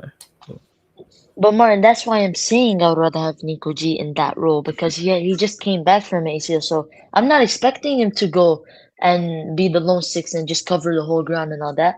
But that's why I've been mad because he hasn't used Nico G in that way, and that's the time I feel like it's been the perfect time to use him, and he's even gave him minutes off the bench, barely. Look up the chat, Per. Look up the chat. To be fair, people on Twitter says that in it. There was people erasing Rodri's history of Manchester City last week. Yeah, they even put Nico G's face on it. They put Nico G's face on his Champions League winner. Yeah, no. I think that interview really has swayed people. By the way, I think if he stays next season, it's going to be really, really good. With the proper preseason, the World Cup, I think he's going to be really good. I still think he can do that job, just not right after the ACL. I'm spot on. This is where I'm at with what Andrew's put here. This is my feelings of it. Rodri is will always be a goal, and we've been miles better with him sticking around. But I do like Nico G. 100%. I like Nico G. Not saying Nico G is a bad player. My question is, I think people are presuming Nico G is going to possibly stick around. I'm not sure Nico G is going to stick around. Even if Rodri leaves? Yeah. Then, I mean, I've heard you say it's more of a personal reason, but I mean, well, Nico G isn't overly. Nico G, listen, I think Pep likes him. I think Pep. I imagine Pep doing an interview in a few weeks saying that he feels bad for Nico G.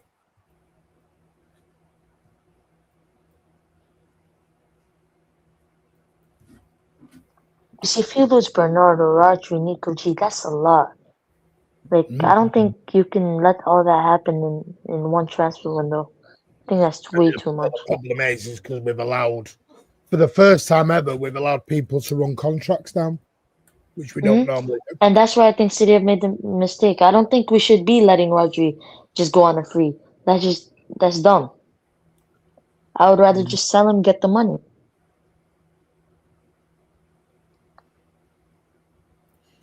Pep needs to start Gonzalez a lot more. Wharton, where you at with Adam Wharton? A lot of people are saying Adam Wharton. I know Elliot was a big component of bloody Wharton. Good player. Yeah, if we get two midfielders, I'll probably get Anderson and Warren. Good mix.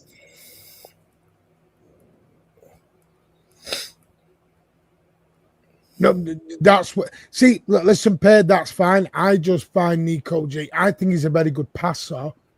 I think physicality-wise, that's the weakest part of Nico G's game. That's just but my I think opinion. it's the other way around, though. I think when most people talk about Nico G, and even if you look at the stats, I don't know, LB was on a certain website or something like that, and he put up like stats, and his passing was very, very low. But if you look at his physical side of the game, it was up there with the Tonali's and that. I think that's where you're wrong.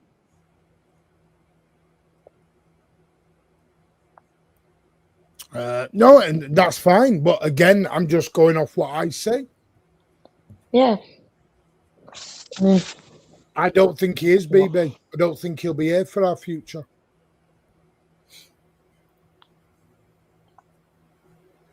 Right now, I'm going to be honest. I think there's a little bit of an age thing going on in the Premier League as well. I think people are seeing 29 and 30 years old. Yeah, man. And I don't know where that's come from either now. If you're sort of 28, 29, 30, you're too old. Yeah. No more I mean, those are like prime years. I don't know. Yeah, I don't know where that... Well, that's what they used to say, wasn't it, Ariano? 28, 29 was the peak level of a footballer. Now a lot of people are saying they're kind of finished. They're finished, yeah.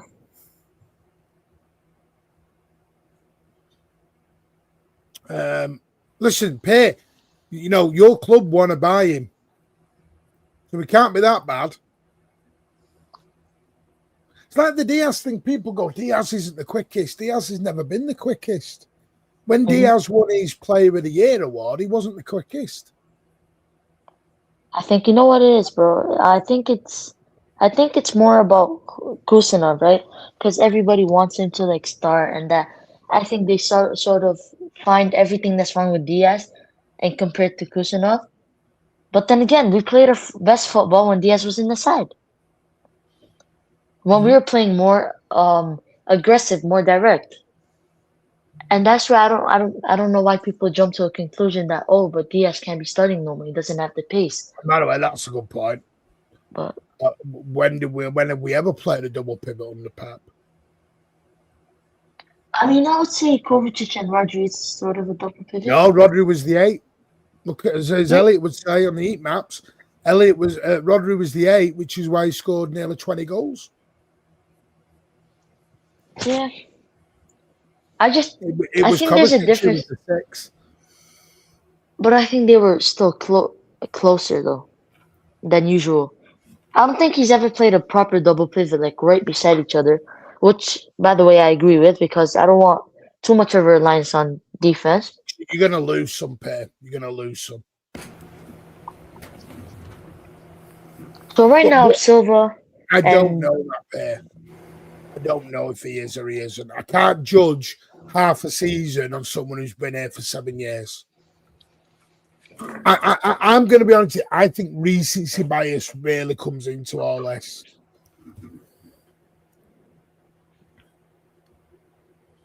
I think there's a little bit of a hunger to. I'll be honest with you. Do you? Maybe it's me, but do you not think fans are getting a bit?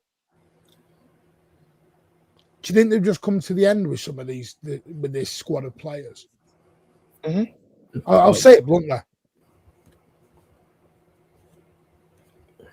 Because if you look, do you think fans think they've peaked?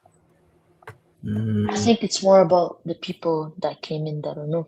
I think they sort of they're picking sides, which I still don't understand. A lot of people are sort of picking sides. Yeah. But the problem is they're not just picking sides. When they pick the sides, they're sort of hating on the other person. Yeah. Well, we said I that don't understand. With Trump and stuff. Yeah. Mm-hmm. So look if at that. you can pick a side. This is why I can't have olds. Xhaka is running the show at Sunderland. Mm-hmm. I think these little sort of teams that just got promoted, I think they need that sort of experience. It's important. But yeah, I don't know why a lot of the fans are sort of picking a side, but they're not just picking a side. You can pick a side, that's fine if you really want the player to start. But it's hating on the other person. Yeah, like you can just pick a side. Yeah, that was a bit different, Chris, because you're inverting a centre back. If you play 2 straight midfielders, so like, remember Bielsa ball at Leeds? Say you were going to play Calvin Phillips, and who was the guy who played with Calvin Phillips? Like Calvin Phillips for England, when he used to play with Declan Rice, didn't he? Used to be Rice and Phillips, and they worked. Where the difference is for us, I think, in the double pivot was you're inverting a John Stones. That's for his ball playing ability. Because you're playing the ball out from the back with John Stones. When you play 2 proper midfielders as a double pivot, you lose one attacker. It's different. It's a little bit different then. But when you invert Stones, it's the opposite. You gain an attacker. Yeah. Because the idea of bringing Stones overload. is bringing someone further up the field. Overload up the field, exactly. Yeah. Especially with ball playing in the midfield. They can get into them. Yeah, you said, and Dylan said it, and even Elliot said it. We go back to the start of the season. That was when Phil Foden and Cherky were playing. But you had Cherky on the right wing, Foden in the 10, and the closer to the box. Yep. I still don't understand why he changed Foden's position. Because at the time, and I only remember this because I did so many shows about it, people were crying about not being physical enough. Mm-hmm. By the way, I think playing him in the 8 and the amount of running he's done has affected him this season, by the way, because I don't think he's used to that. Do you know what's amazing is? If we go back to that time, like September, October, November, if you remember, a lot of fans were doing spaces, they were doing shows, and they were all saying we weren't physical enough in the midfield, we were too easily run through. When was this? The first half of the season? Yeah. Because I remember going in LB's talking about it. I remember going on True City fans talking about it. And Teal, if Teal's honest now, he'll remember it. Because Martin, if you remember, enough. Remember when we were playing Turkey on the right wing, we had Nunes sort of going up the wing and making Turkey go in the middle. There you What go. Pep did at that time in like 2 or 3 games, he started to not to have Nunes stay back, but then Mhm. take Bernardo and put him on the right wing, which then again caused Nico G to be by himself, which is not ideal. I still think he does it better than Rodri, if anything, which is not hating on Rodri. I just think off of an injury and that it's harder. And I think that's why they were saying it's not physical enough because Bernardo was going way too high up the pitch. I just think there was a lot of. I think people forget what they've said earlier on in the season, and there was a lot of. Because remember, I remember going to the Newcastle game when we got beat 2-1, and everyone said we were overrunning midfield. Everyone said it.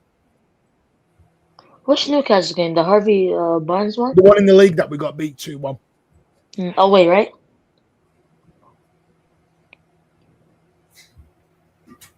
Yeah. That's what? Blue Hat, you agreeing with that? Xhaka is not better than Ireland. Let's not do this. Come on.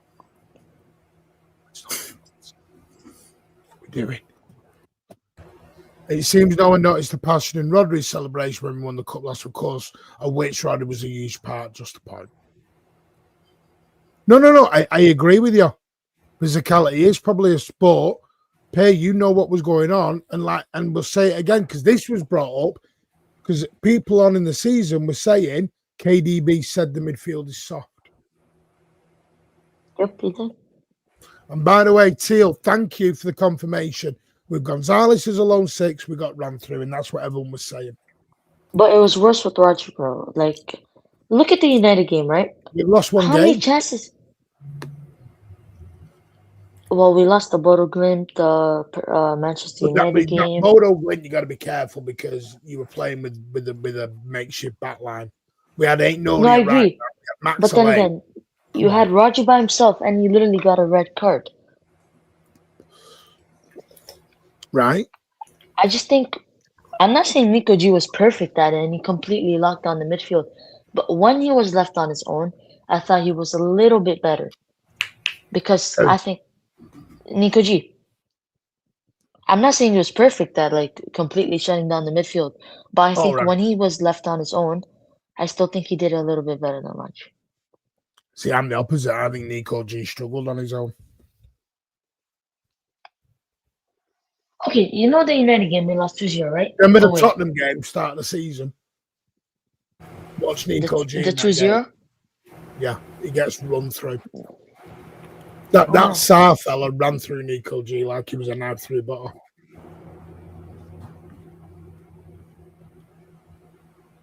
And I think we're saying the same thing here, but in the point of they both struggled. So maybe he does need to play them both together. Maybe that's what it is. But that'd be ideal. That's my ideal thing. He's not going to do. He's not going to play problem. both together. That's the problem.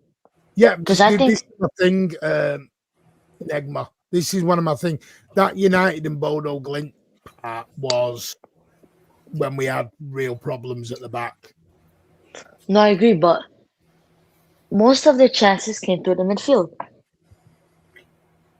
A lot of their chances. They scored so many offside chances. All came through the midfield. I think we've all. But my debate is we've always done that. Not to that degree. No, I don't think so. Oh, we did. I went and watched the Monaco game earlier. Go and watch the Monaco game, the 5-3 from the Etihad. They ran through our midfield like it wasn't there. Leon ran through our midfield like they weren't there. By the way, I'm not just blaming Rodri here. I'm also blaming Pep for this. I actually blame Pep for it. And I'm going to be honest, I blame Pep for it because I think Pep if anything, is actually part of the issue because I think our midfield's always been able to be run through. Because we're not a physicality team since Fernandinho was there. If you look, we always played the tick-a-tack of football. Mm-hmm. It's not about physicality doing that. Now that's the problem. He's gone for all physicality, and look where that made us go. No chances created, bunch of draws. That's the problem. I think he needs to strike the balance, which I think is going to happen next season. It comes with time. But that's And what I I mean. think Is it a coincidence why we're targeting so many top midfielders then? Do you think he knows that's the problem and that's why he wants to fix it? Because I would agree. I think midfield is our weakest Yep. point at the moment. I mean, you can tell he knows because he's starting to play Bernardo closer to the DM, Yeah. which takes off the pressure. So you can tell he obviously sees it. But Personally, I think we're saying the same thing. I think we're kind of saying the same thing here. Of we know the thing, but it's Pep Guardiola. I'm sorry, you might have to change your manager. And for me, the league comes in phases, and I don't want to get too hunched down into the physicality side of the game. If that changes again in a year or two, because this is my thing, people are saying get Enrique. Enrique's not a physicality manager. yeah, Company's not a physicality manager.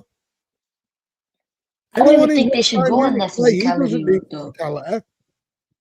I don't think they should go too physical. That's why I'd prefer my DM to be physical. That's my point. Has the Premier League as a whole gone too physical? Has everyone That's why I linked think into the physicality too much? that's why I think you don't battle physicality with physicality. You do the opposite. You get more technical players.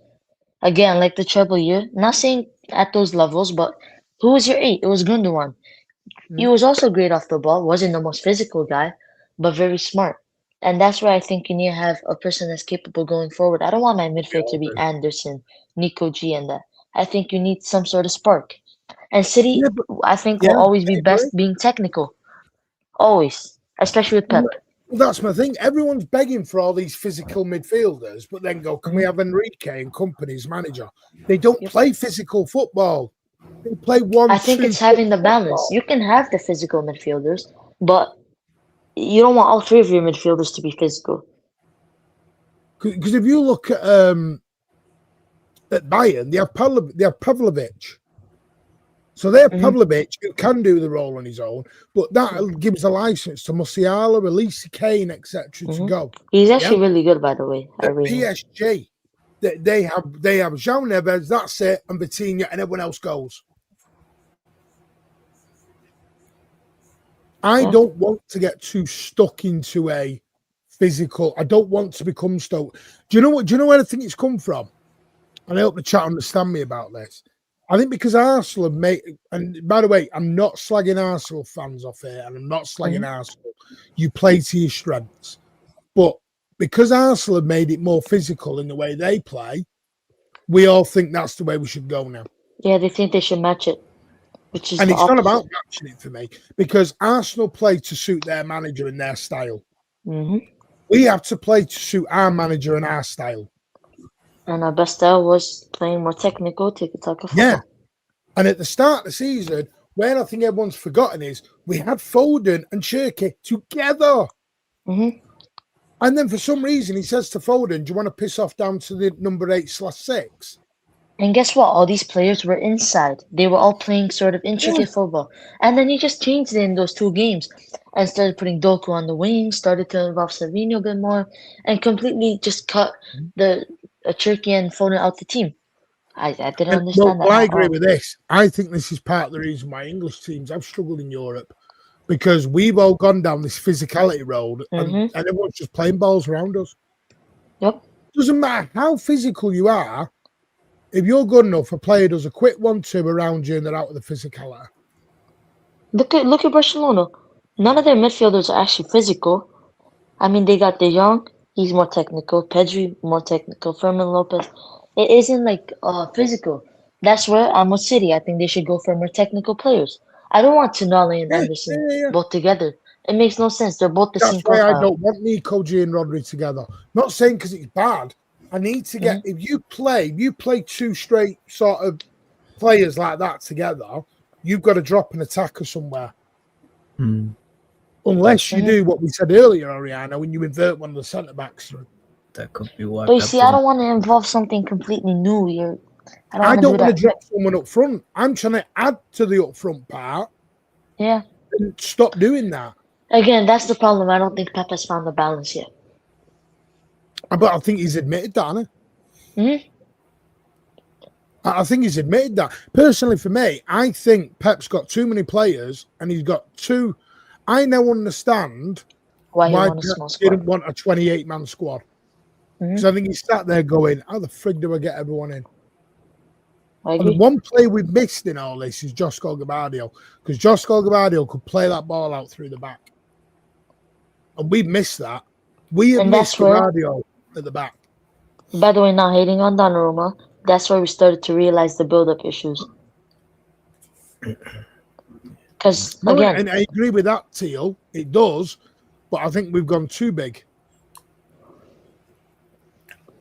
if you want your attacking players to be more involved, by the way, not hating on Donnarumma, I think you have to have a goalkeeper that is capable of playing from the back and not a liability.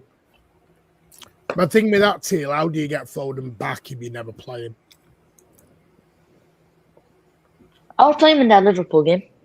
I think For me, if we're dropping games. Foden completely, then I know you want to sell him, Teal, and I get that. But for me, you don't get Foden. You can't cut a player's knees off. Not saying he deserves to start, I agree. But you need to give him more than a minute or 2 minutes, otherwise he's hopeless. Tonight he's in the false nine for England. The biggest problem with Foden is he's being dumped everywhere. Because they don't know This his season he's position. played wing, 10, 8, 6, false 9, That's crazy. and they're not going to sell him Martin Marsh, behave. And have you realized he's lost weight too? Yes. He's lost a lot of weight. Yeah, the Yashin Trophy winner has just been, Build up. Again, build up. I'm not saying he's a bad shot stopper. His best position is an advanced state or close to the box, mate. It needs to Come be on. closer to the action. So you don't accept the fact that Donnarumma isn't great at build up. You still think he's good. I don't think he's anywhere near as bad as people say. I've seen Donnarumma chip the ball into midfield onto people's feet. I think people are choosing the Donnarumma stuff because what they're wanting is they're wanting the best of both worlds. They're wanting Edison and a shot stopper. Trafford's not that, and neither's Donnarumma. I think Trafford has a better mix though. By the way, not saying I thought Trafford's kicking was awful against Arsenal. Oh, come on. Because he wasn't even taking the goal kicks. Diaz and Ake was taking them. Nah, his kicking was.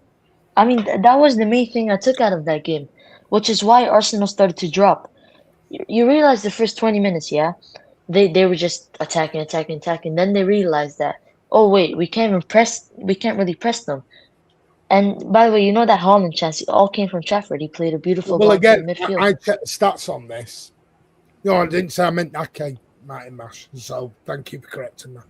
I had a look at his kicking stats. You know, Donnarumma has had more passes from the back accurate than Trafford has. But he's played more, hasn't he?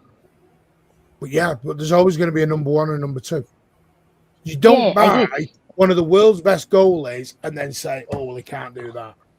You see, when I was watching Noggins, and he was talking about, when we started to play Semenyo, Marmoush, and Holland as the front three, he was saying that could have been a big reason why. Yeah, that is an agenda.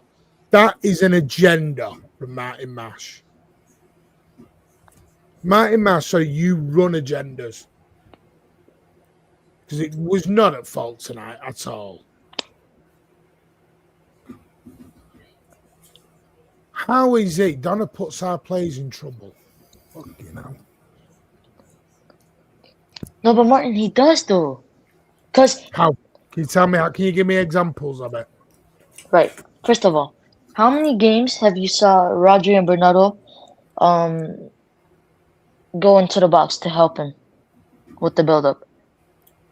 So many games. That's Donnarumma. They both went and helped him with the build-up. Right. And again, Good. well, not really to the same extent. They do. I think they do that to invite the pressure because Trafford has better kicking though. because you can actually find a man. You've got the excuse for Trafford already laid out. No, because I think that's why. Because look, I've seen so many videos where Donnarumma just can't find the player in the middle, which is really bad for a build-up. Again, it's no Everyone coincidence. was loving it when he was long balling it to Haaland earlier on in the season. Who was in net when we beat Liverpool 3-1, 3-0, and he was lumping the ball up top? I agree, but No, but then who was again, in net look, for that? yeah, it was Donnarumma, but again, So where's that come from? He can't do it. I'm not saying he fully can't do it. He can do it at times, but it's definitely not at a consistent basis at all. I'm sorry. I'm taking Donnarumma every week, twice on Sunday over Trafford, and that's not a dig at Trafford. Trafford was sort of smart. I think so.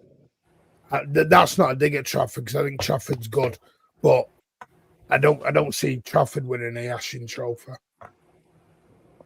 Again, Martin, you think it's a coincidence that we played so much better in the second half in the final? I mean, that's fair enough, but how are we? Well, let's go through what Donnarumma's done. no, I agree. But what I'm saying is, when Donnarumma's been playing, what players do is they press him more, and they rely on him missing his goal kicks and that, which has happened so many times. They put more pressure. They start to get more possession. The Arsenal game, what happened? The first 20 minutes they were attacking, then they saw Trafford playing beautiful long balls on that. No, and they were like, that changed because of the Akapi yellow card. I disagree. I think it was a lot because of Trafford. Even in the second half, guess what? They dropped off. They couldn't press us. Every other team pressed us in the second half, but when it was Trafford, they all dropped back, and we had more control. It's true. That's just how it is. When you have a player that is better at build-up, that's just how it is. By the way, I think Donnarumma's a lot, really, really good at shot stopping. You do realize I just think that's a weakness. Donnarumma made 9 record saves against Bosnia in that game. I didn't see them, but again, I said he's a great shot stopper. But I Right, think but what we might as well people kept Edison then. I would have, but I just don't think his head was in the game. I think So he switched his I'm phone. not saying you. So when Edison got all the death threats and everything else, and get out my club or what a shot stopper, we get one of the world's greatest shot stoppers, and now we want to ditch him. No, it's And because then you we have a player that mix. has a better They'll have a balance go of at both, Trafford. in my opinion, on the bench.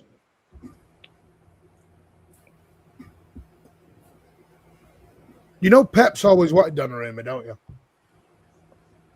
Which is weird because it affects everything in his build-up and that. He's literally trying to make different styles just to suit Donnarumma.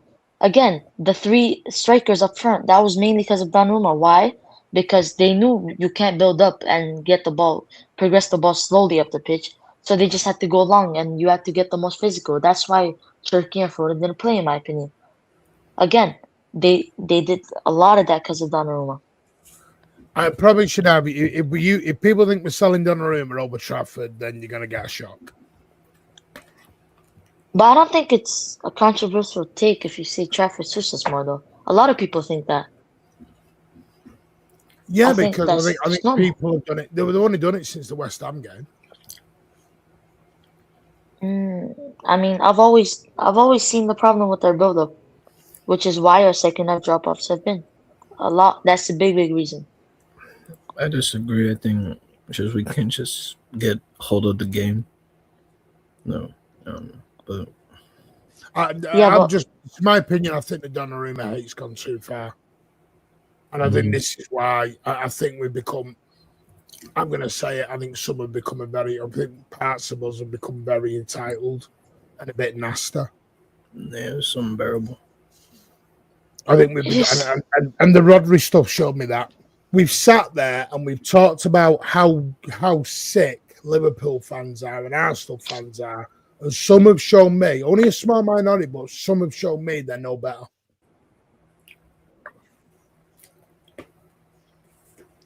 We're second in the league. We won a trophy. Donnarumma was in the February Player of the Season award, Player of the Month award. Again, I'm not saying he's a bad goalie. I just think his build-up isn't good. But I think what's the he's. goal? What's the goalie's job? I agree, shot stopping, but it isn't like Trafford is a bad shot stopper at all. He's amazing. Donnarumma's far better. I disagree. He's not far better. Right, has Trafford won a Yashin award? No, but again, Donnarumma's like 7 years Right, older. so let me than him. go back to August when everyone was crying, saying we bought a shit keeper from Burnley from the Well, Championship. that was only off of one mistake though. So one mistake for Donnarumma has turned into this. It hasn't been one though. He's made Can you multiple. name them? Other than the Okay. West Ham game. Okay, the Madrid game literally took his hand away, and I don't know what he was No. doing there. Bad. For me, yeah, because he was going to get red carded. That was O'Reilly for me. He wasn't gonna get a red carded though. He was No, far off he the line. lost track of it. That's why he pulled his arm away from the box. O'Reilly was Again, at fault. that's not good enough though. That's a mistake. It has to be. The guy. So Trafford against Tottenham. I agree, but then again, I can name you more Donnarumma mistakes. The Arsenal game, no man's land. What Arsenal? The last minute winner they got at their gaff. No man's land. Yeah, Emre. it was Martinelli. He chipped it over him, and the guy was like out there, literally no man's land.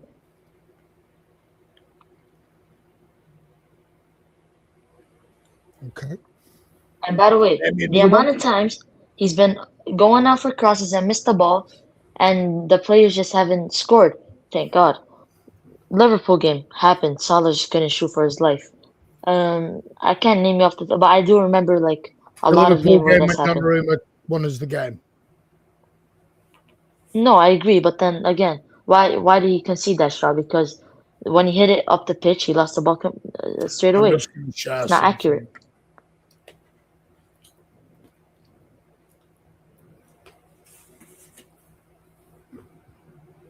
Who's top of the clean sheets? Can you just tell me who number one is? To be fair, bro. It's Raya, right? More. And who's number two? Donnarumma, I agree. Yeah. Yeah, but Trafford hasn't even played half of his games though.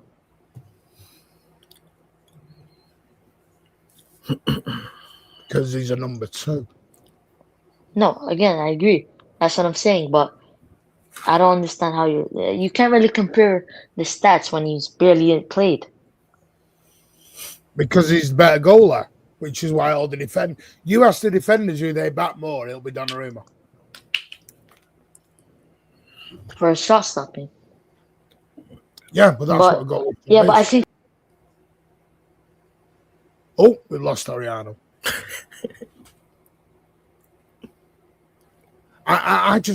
Maybe it's me. I don't get it. I don't get the Donnarumma stuff right now. I mean, there's clean sheets. Then we'll look at successful short passes. This for goalies. Oh, look, he's not that bad. Mm-hmm. Right, so successful short passes, yeah? Do you know he's got more successful short passes than David Raya? on short passes. Yeah. By the way, Right. successful short passes isn't like directly to the player. A lot of the times he plays at the wrong foot, which affects your build-up. Anything I say, you're just knocking down at the minute. No, but that's how it is though. It matters in the build-up because it's little tiny moments. If you play at the player's wrong foot again, it slows the game down, which is harder to get out of the build-up, like to get out of your defense to the midfield, which we've struggled a lot to get Turkey on the ball, to get Foden on the ball. That's what I'm trying to say. Mm-hmm. I'm just, I don't know. I am baffled on the Donnarumma stuff. I'm baffled by it. I think people make it seem like Donnarumma's shot stopping is like so much better than Trafford. I disagree with that. Trafford is a really good shot stopper. But why are people making it a Donnarumma versus Trafford debate though? Well, I'm just trying to say that I would prefer Trafford, but then again, I did say Donnarumma's a great goalie. I just think the build-up it costs us a lot. I'm not saying like drop Donnarumma, oh he's not good enough. I'm just saying I think Trafford will suit us more. You want to bet me, Martin Marsh? How much do you want to bet? How much do you want to bet? Nah, definitely not second choice. You're only a kid, so I don't want to bet you too much, mate, because you're a kid, and you told me you're a kid before. I just, yeah. Kids can't bet, bro. Yeah. Donnarumma has won us a lot of points this season. He's brought stability and reassurance. He adds confidence to the back line and he's intimidating to forwards. Does anyone remember the Donnarumma save against Brentford? Not really. When they're playing, when Thiago went through 1-on-1, it was the guy who saved us. Yeah. It's Donnarumma. I honestly don't remember. But this is what I mean, because we're back to for me, the recency bias. no, but I've always had that opinion in the build-up. Again, I did say he's a great shot stopper. I never denied that. I think out of his build-up, I think he's great. I just think I'm very surprised the way City have gone, because they rely on build-up so much, a lot, and it's a valid take. You know, if we've I seen don't think it, our build-up's that bad with Donnarumma. that's where I disagree. There's a reason we haven't got it to our attackers enough, and we've gone more direct. Right, but that's There's a why reason. he's one of the most. He's got more successful short passes than Raya, and he's meant to be the best goalie in the league. No, I get it, but when I still, say short passes, you go, yeah, but where to?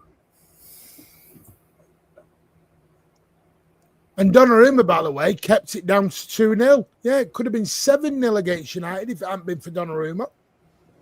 again, I agree. I never doubted shot stopping, by the way. But that's what a goalie's job is. No, I agree, but I don't think he's like miles ahead of Trafford. Right. I think Trafford has a better mix. To make a point, just because Nobbins said it doesn't mean Nobbins, that's his opinion. I mean, to be fair, I've watched Nobbins.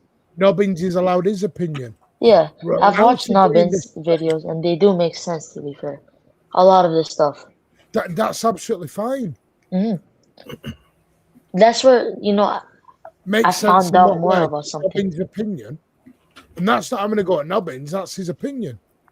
No, because a lot of the things he said, and he's back there with Why stats is he a coach? It makes sense. Is he a coach? No, he doesn't. I do have a coaching license, thanks. And that's not a dig at Nobbins. Nobbins is a top fellow. Love Nobbins to bits. We just agree to disagree on that. When I was coaching, I wasn't asked about my keeper passing out from the back. But then again, it wasn't that high of a level, was it? No. Exactly. When you're, because I All right, think. then, so why is Nobbins correct and I'm wrong? No, I said both are right in their ways. No, but every time we talk about Nobbins, I don't listen. Nobbins, he's got his opinion and he's allowed it. I have got my opinion. I'm allowed it. No one's falling out. Nobbins has got his opinion. What was my win rate? I won a cup and league double and we scored 166 goals and 3 players went on to be pro footballers. Damn. Thanks very much.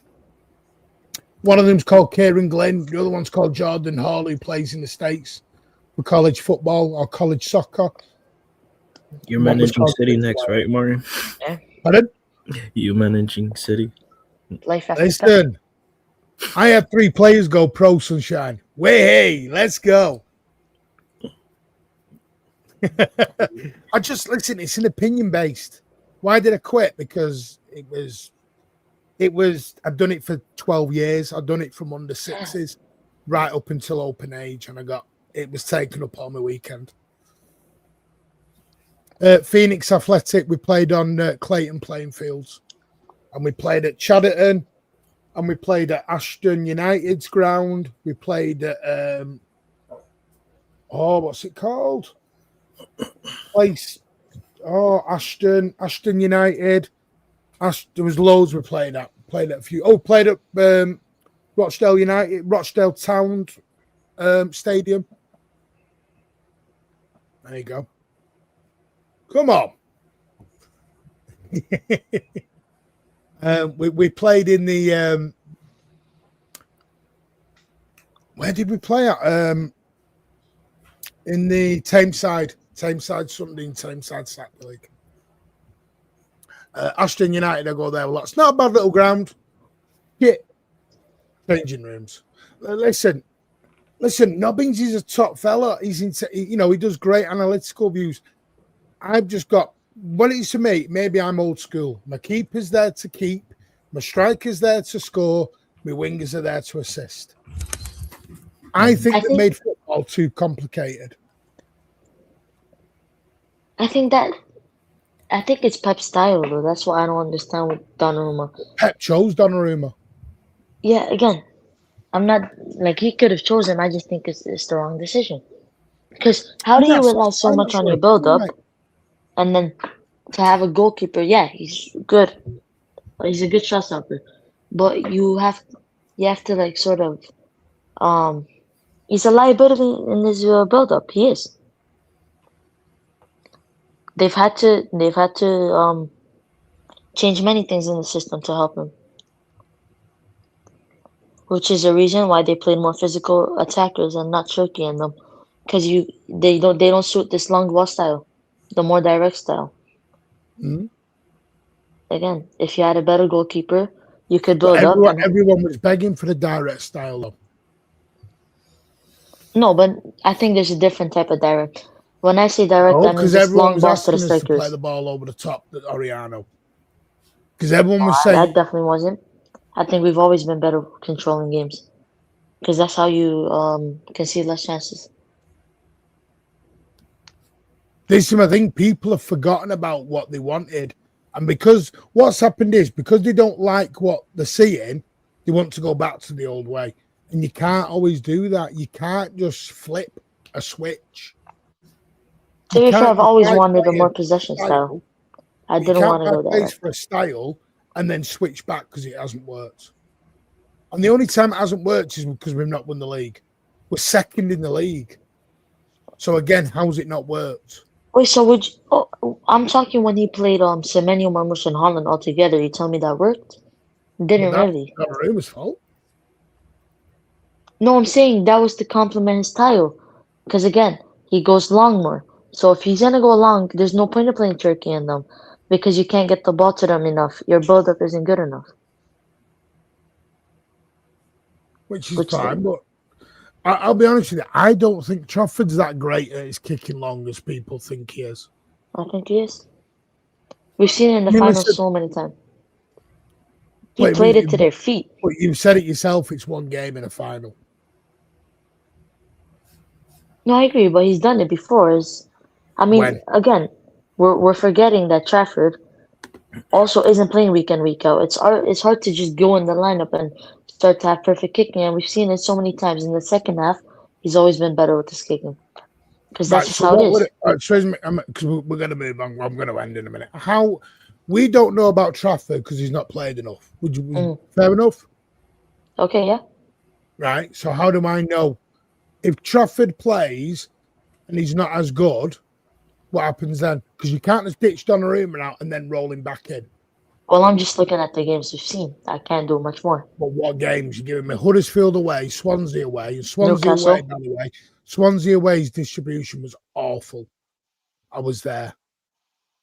And everyone in the crowd said it. Daps was there, Big said. We all said it. His distribution was all over the gaff against Swansea away. But then again, it's hard to just go in the team, and it's difficult. It's different when you start. And I'm just going off of what I've seen. You didn't mention the Newcastle game. Yeah, no, Newcastle. Yeah. But Savio played well against Newcastle, so let's bring Savio back then. I mean, if you're going to... This is the point I'm saying. We've got to be careful how we're doing this. One good game doesn't make you suddenly the best. It wasn't one good game, though. He's hardly played.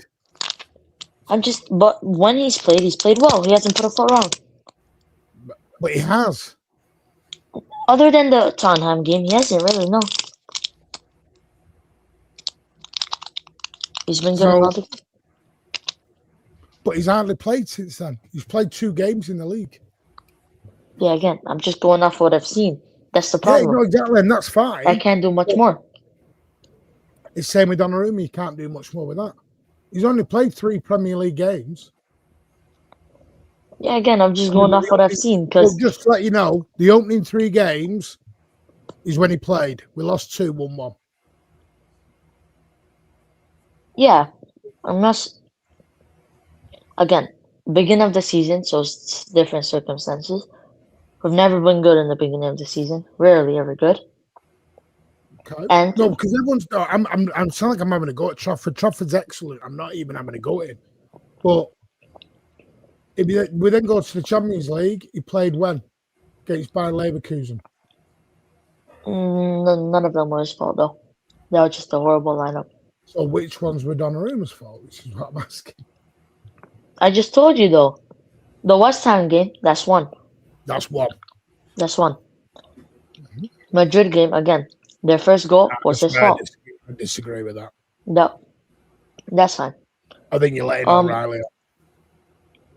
I think that's both of their fault though. It doesn't have to be just one player. All O'Reilly has to do is step back 4 yards, clear that ball. Yeah, but all Donnarumma. Donnarumma has to do is stick his hand out and hit the ball. But instead, he just pulled it. Because he thought he was going to get sent off. Again, I would expect you to know what you're doing. I mean, for me, we'll move on because I don't want to go around in circles. Mhm. See, our only troubles this season will be with Trafford.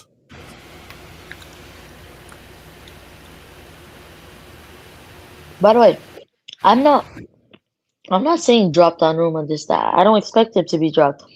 I'm just saying his build up. Donnarumma, I don't want anyone asking for world-class players ever again.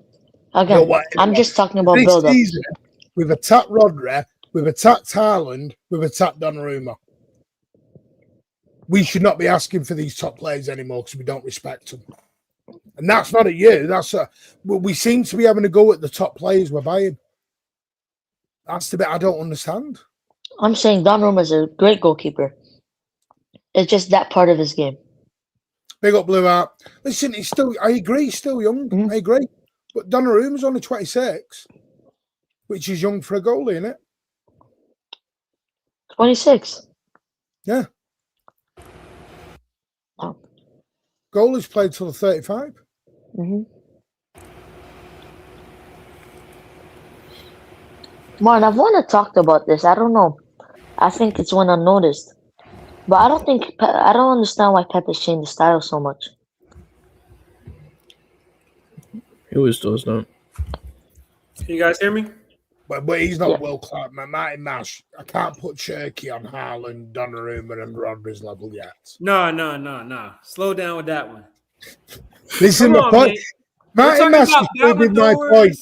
Proving my point. We're talking about the best to do what they do. We're talking one of the best strikers in the world, a Ballon d'Or player, and a Yashin winner. Come on. I'm not saying again, people will go, you're having to go at Cherky. I'm not. This comparison stuff blows my mind. I dare you, Martin. Even I think people go too soon with Elise some has players. had a worldie of a season, but he's still not on that level yet. If we're doing that, I've got to say Morgan Gibbs-White's having a worldie of a season then. I'm not saying Cherky's fabulous. Fabulous. Love Cherky. Cherky will be a Ballon d'Or winner. How do I know? Could be. He's amazing. Yes, but he's nowhere near KDB or David Silva. Yeah, I agree. I think that's where fans are just going over I think people the... just like a flick and a trick, and that's fine. That's your prerogative. If you like a flick and a trick. Pause. But that's not all he does, though. In the middle of a game, great. You see, I think people view him as that type of player, but he really isn't. He's a mature player. We saw in the final. He can keep the ball. He likes to. He likes to take a piss out of the other team. You know, that's But nothing wrong with that. we've seen him. He's Like, the best 10 in Europe. Huh? who are some other 10s in Europe? Let's name some. Musiala? I'm not even falling for it. This season, definitely Turkey better than Musiala. We can agree on that? No. This season, he's been injured the whole season, bro. Come on, mate. All right, come, mate. What For are we the doing past here? 4 years, Musiala has been on the world stage being unplayable. No, What are we doing no. here? I said this season again. This season, But Orion, this is what fans do. They try to do He's one better than season. Musiala. Oh my! I'm ending the stream. The rage bait. I didn't. I just said. I said this season. Player. I said this season. Yeah, but far off it. you can't say somebody is better than the other player just because of one season. No, I said he's been better this season. But Ariano, this for me is the problem with football.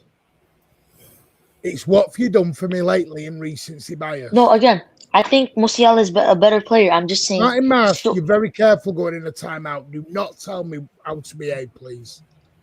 And I'm saying solely this season, like literally just this I season. understand what you're saying, Ariel. Who's been better? People hear that and people run with that. You know? No, I'm not saying he's a better player. I still think Musiala is better because he hasn't proven it at a high level yet, Turkey. But I just think this season, just like Wirtz, Turkey has been better this season. Let's say another 10. What's another 10?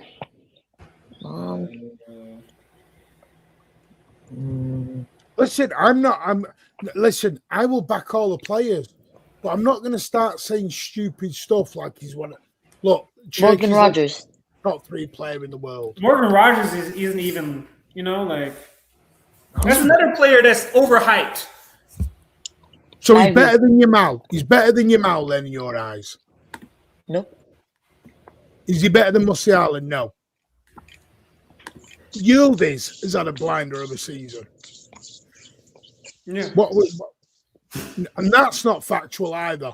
That's not factual. So stop that.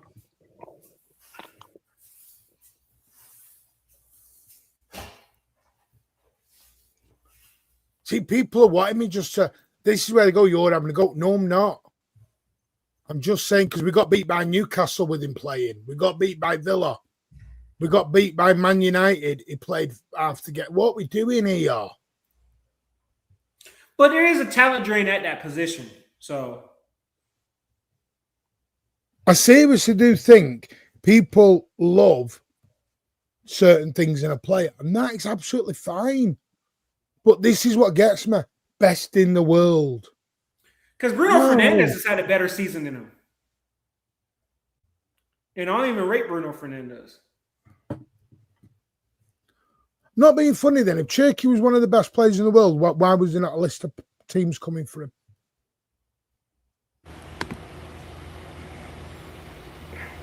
He wanted to go to City and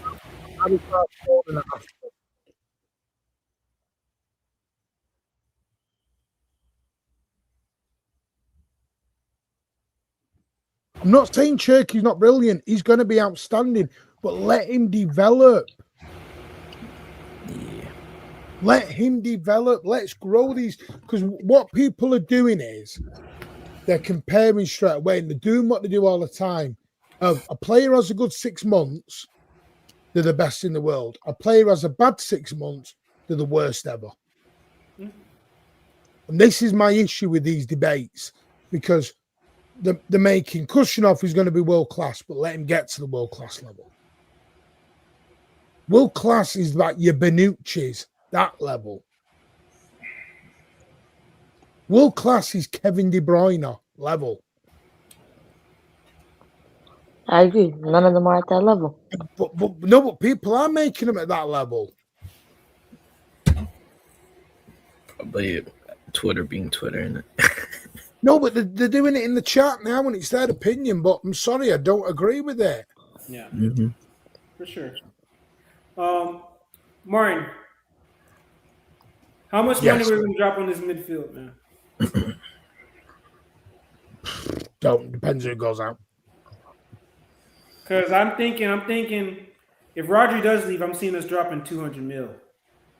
Yeah. Easy. Yeah. So, Just to let you know, Bruno Fernandes has been better than Cherky this year. Yeah, that's what I Yeah, said. yes. That hurts. Right, so what we doing? Musiala, a better 10. Yamal, you know. No thanks. My stream. Don't let me turn on my camera then. Listen, he is going to be world class. I think he will be. 100%. But we've got to calm down. And I don't just go off G&A. Because if we're going to go off G&A, then I've got to start bringing Phil Foden back into it. But when Phil Foden's stats come out, it's stat padded. Yeah. So But we which can argument accept am I he going hasn't on? been good enough this season, I don't agree, but it's when the stats especially the wise, second part. Oriano, on stats wise, he's up there. Yeah. But again, that's not where I'm doubting for him. But that was mostly in the beginning of the season. That's why I still can't believe how he dropped off that much. That's what got me. You know, he was I playing just really don't know good what first happened. half of the season. I think Exactly, and I'm we accepting talk about that. this all the time, right? It's a system change. Yes, thank you. Exactly, that's what I'm saying. I don't know why Pep did that. We're playing our best football. Well, we all know why we did it. Why? Because Rodri came back. Yeah, again, that's why I said I didn't understand why Pep started to change the whole system just because he thought Rodri could do it on his own. I think that's where he made the mistake. Because Right. If I Oriano, gave you, I mean, listen. Omar, let me say this, right? Oriano, what is the most important position to Pep? The DM. What position is Pep going to build a system around? The DM. There you go. Yeah, I get that. But you don't just play a DM as like the only person out of possession. Like they just can't handle that, especially off of being injury like that. I think he's relied on him too much. Right. Can I just throw a question at you? Jack Grealish has one less assist than Cherky's in world class. No. Erling Haaland has one less assist than Ryan Cherky's in world class. In the Premier League or all competitions? No, Premier League. It's I can't do the Oh, old. okay. Then I've got to shut the But then Carabao. again, by the way, I'm not making excuses. But he hasn't I've got played to a shut lot of Carabao. minutes. He hasn't. We have to accept that. Turkey hasn't played that much. But why? That's my point. Why? Because first of all, he got injured in the beginning of the season for like a No, he month didn't and a get half. injured. That was a fallacy, but we'll move with that. Okay. Well, he was out anyways. Yeah, he For had to lose 2 stone. Okay, he was out a long time. Came back, barely started playing for 3 games. Then he started to play in the system that we were best in. Again, don't know why he changed it up. Then all of a sudden he just dropped him, and he's been on the bench since. And he just started to play now. There's literally no reason why he wouldn't play him. I still don't understand why he didn't play him. We played our best football with him in the team. I'm not having a go. Tim's that I'm trying, mate. I'm trying, but at the moment I need help on the channel, mate. I need people here to do it. So we will do the quiz, and I've got the prize set up. Promise you we will do it. In the next week or 2, I promise you we will do it. That's why I'm giving you this extra one, because of what we got. Anyways, Ryan, I have a question to all you guys. So let's assume we're gonna lose at least 2 of our midfielders. Ideally, like obviously realistically, you can't just say like crazy names like Valverde and that. Who would you get? And 2 players. Tonali.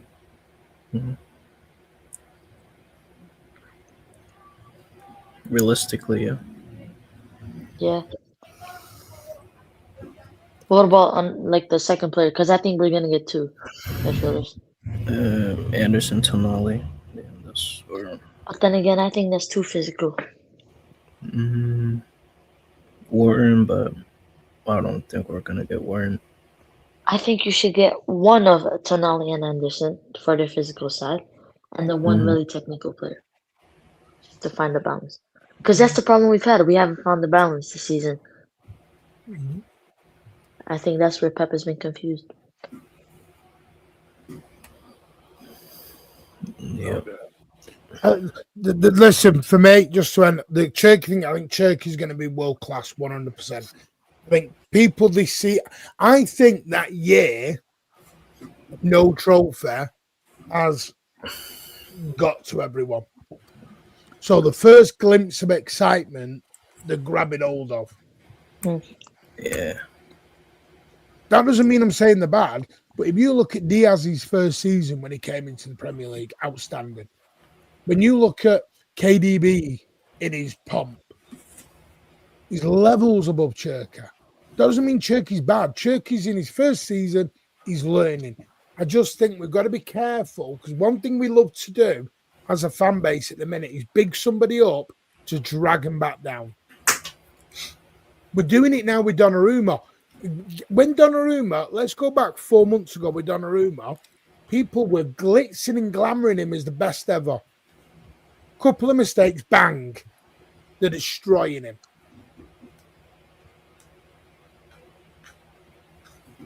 And I think we're wrong in this. But we're judging players way too soon and we're destroying them way too soon. Yes. For example, Foden's had a bad 18 months. Don't get me wrong. Totally agree with it. He needs to improve. But we're just dismissing everything he's done before it. I mean, we played the best football with him. Bernardo Silva has been, what does he do for us? Jesus Christ. And it's like anything Bernardo does now is fluke. So now with Bernardo, it was a fluke. It's stuff people don't notice. What it is people are just desperate to slag players and big. Because if you notice, they're not slagging the old ones. Sorry, they're not slagging the new ones. They're bigging up the new ones and slagging the old ones. That's the bit I don't understand.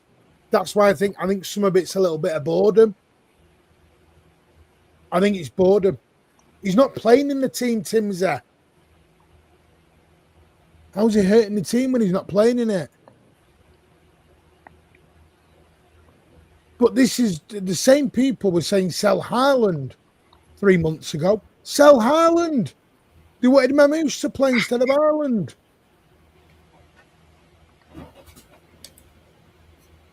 That's we don't, Timza. There's only been about 2 goals for the fault of Donnarumma, mate. I just think we've sort of, and by the way, I think this is all, I'm seeing it with the Liverpool fan base. People are bigging up Salah to put down Mane. So they put Mane down to big up Salah now. Mm-hmm. And it's crazy. And they want Gakpo out. But you're saying build-up, Haaland doesn't suit the slow build-up. Because when Haaland was scoring, it was the more direct play. What about the treble year that he scored the most goals in there? Was it direct? But Ariano, we've got different players now. Most of the treble team is gone. I agree, but you're making a point, and I'm just saying no KDB. That. KDB was there. We haven't got anyone on KDB's level. But it wasn't just KDB. That's the problem with this team. There's no create. What? No, I'm saying that we had other players that could also create. Mahrez could create. Gundogan could also create. Grealish could actually create for him. Okay, Oriano, tell me why these are the players everyone wants out. Donnarumma, Diaz, Foden, right?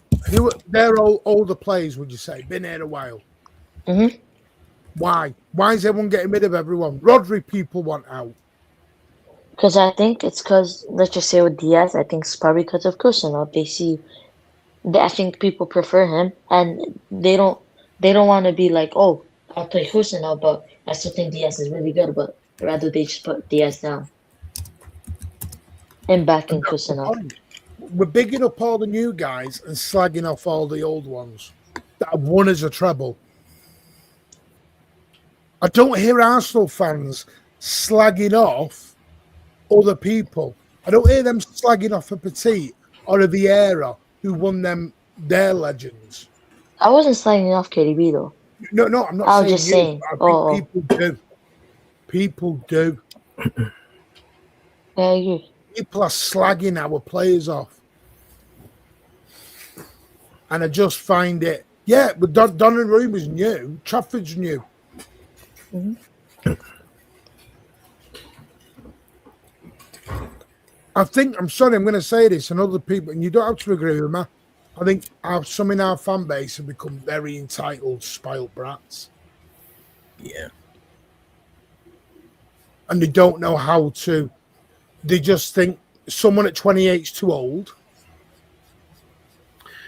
You know. No, somebody said earlier that Nico G's better than Henderson, right? Yeah. And for me, I think No, Nico you G don't probably. say the I truth, think Chris. Nico It's G not might your be better opinion. around the box offensively, but if you're talking about Your dual opinion is winning, not the truth, Chris. if With you're due talking about respect. To be dual fair, winning, Anderson and Nico G is a fair debate. Isn't like one clear answer. You Well, can one's debate an both international, ways. one isn't. No, I agree, but then I think So, Spain. okay, saying. Yeah, but then again, Oriana, what do Spain you have a think Ballon Nico d'Or G winner. does? No, Oriana, what do you think Okay, Nico G does better than Anderson? I think he's better going forward. Okay. We can What agree else? on that. Yeah, Okay. we can agree I on that. think, yeah, Yeah. I think that's one big part of his game.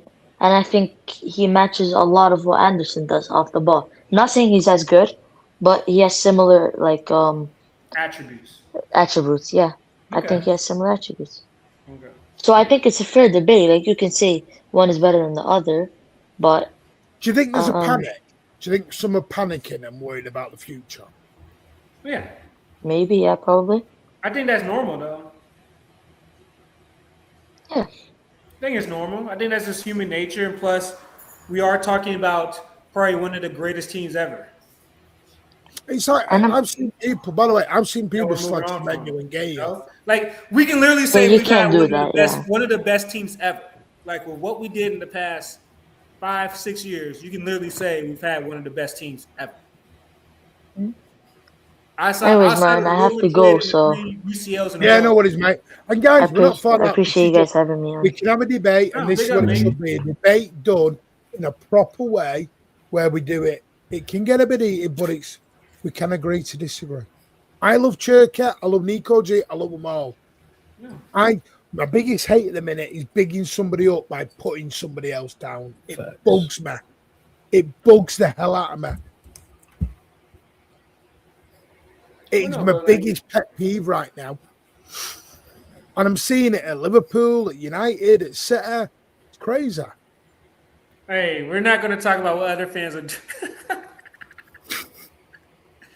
Yo, Mark, when I messaged you that earlier, God, wait. This is my point. Trafford has one bad game and everyone wants Donnarumma back then. yeah, that's how football fans are now. Well, you can't do that with players.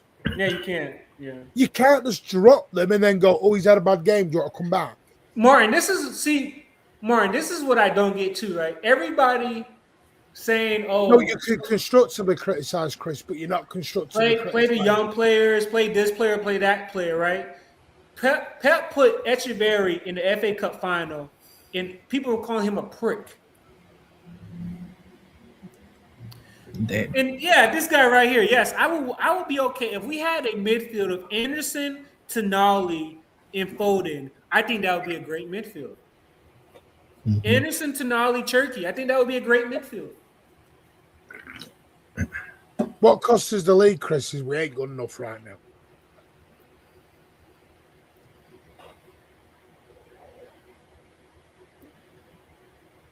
Because Anderson and Tonali are going to clean up everything, Right, mate. hang on, Chris. Martin, we win 4 in a row and give Pep Sabio, a Grandpa Gundo, Semenyo, one of the best wingers in the league. Reinders had won the Italian midfielder of the year or whatever it was. Mamouche was scoring for fun for Frankfurt. And Donnarumma had just won the Yashin Best Keeper in the World award.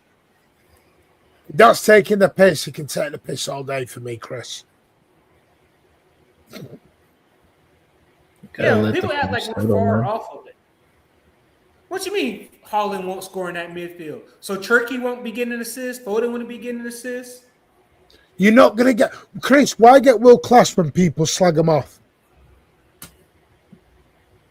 There's not Just because even the a world class does not right mean now. they're not going to have a bad time or go through a dip in form. I'm sorry, Donnarumma is a world-class goaler because a goalkeeper is meant to save.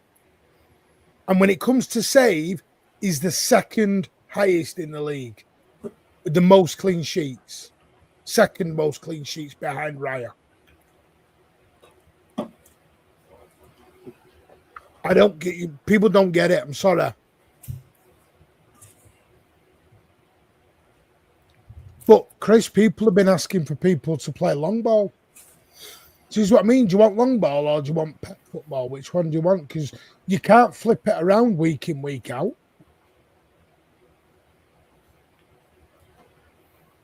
But he's not on 300 grand a week, Bray. He's on 225 grand a week.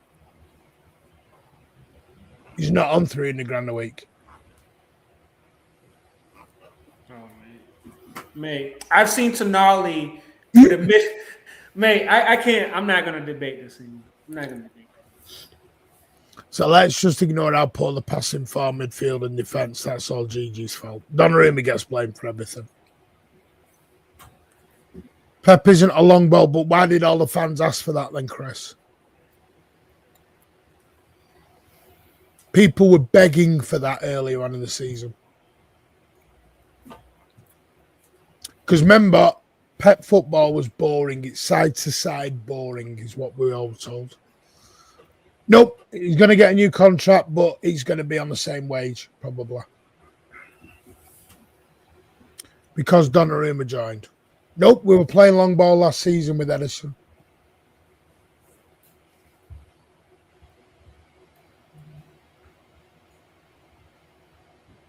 And I get it. Maybe stylistically, right? Like it's not to everybody's preference with how the league is now. But you have to adapt. You have to. If you don't adapt, you're going to be left behind. And then people are going to be complaining about us not winning trophies. You mean Edison, who people death threatened to get out the door? Sent his wife death threats to get out. Which is why Edison doesn't really speak about Manchester City in a good way anymore. Because his family were death threatened. You mean that Edison? Let's go back to the Al Hilal game and I'll show you comments on Edison. They were disgusting. Because everyone said we need a shot-stopping goalie. We get one, and now everyone wants to go back. This is not FIFA, guys. You can't just flip on a switch.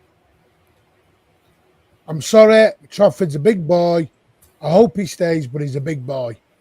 Yeah. It's not like he's going to lose out on this, guys. He's already won a trophy. Yeah. Rodri, Anderson tonight. Well, we've got to get Rodri to sign a contract. Well, the thing is, Wharton's, 100 mil? Anderson, I'm not sure. I mean, are they going to spend 200 mil? Way overpriced. Martin, please tell Ed about the physicality hype we talked about. Oh, man. I do agree with that. I think. Well, I said that earlier on. Ed, I think people have very much. I don't think he's our greatest ever keeper. I've got Joe Hart as our greatest ever. I'm a Joe Hart guy. But, well, as I was saying earlier, Ed, is that I think he's up there, by the way, Chris, but I've got Joe Hart. Personally, I think you look at Bayern Munich, you look at Barcelona, none of them are physical. Barcelona aren't physical. Yeah, but we talk about this, though, in the league, though, Martin, when you're facing 16, 17 other teams who play like that week in and week out. You have videos. You have to be able to. This is not a one-off game where you see them twice, right? And that's the only time you're playing these teams. We play teams that try to out-physical us in majority of this league. Long throws, all that stuff. Now, if we're talking about UCL, where you might face somebody who plays a different tactic than you on a one-off game and stuff, yeah, that makes sense. But when you play somebody repeatedly, you need to be able to handle that over a long season. So, yes, we're in the Prem. Okay, we're at Everton and Aston Villa, Leeds, and on and on and on. Play that way. Well, not Aston Villa, but another team. I'm just looking at some of the comments here on Edison. Fantastic to see Bob back. Doku and Savio look for more settled and adjusted. Foden look like he's getting back to his old self. We reduced the club's wage bill. What was the other one? Oh no, that was just that. Same old, same old. We all know Pep ball comes with the risk of counter attack. The fullback stopped supporting the wingers, leaving the 1 against 2 after the break. We talk about corners, being unreliable on corners. First half was good, finishing was poor. Pep's build-up play has to stop. We need to go more direct. Clearly, Cherky Reinders, 8 Nora and new backroom staff are not enough to make us Prime City again. This is why buying right back is not a luxury. It was serious. There's loads. See what I can go back, you say, to shows that we previously did. This is, I just don't forget, because I can get in the background and look at comments people have left. And people were moaning about the Pep build-up play being too slow, boring, and it was past its date. Mate, I don't get how you don't see that Donnarumma is hurting us negativity. Well, let's have a look at another one. Should we look at another one? Man City versus Man United. Let's have a look at the post-match after that one, shall we?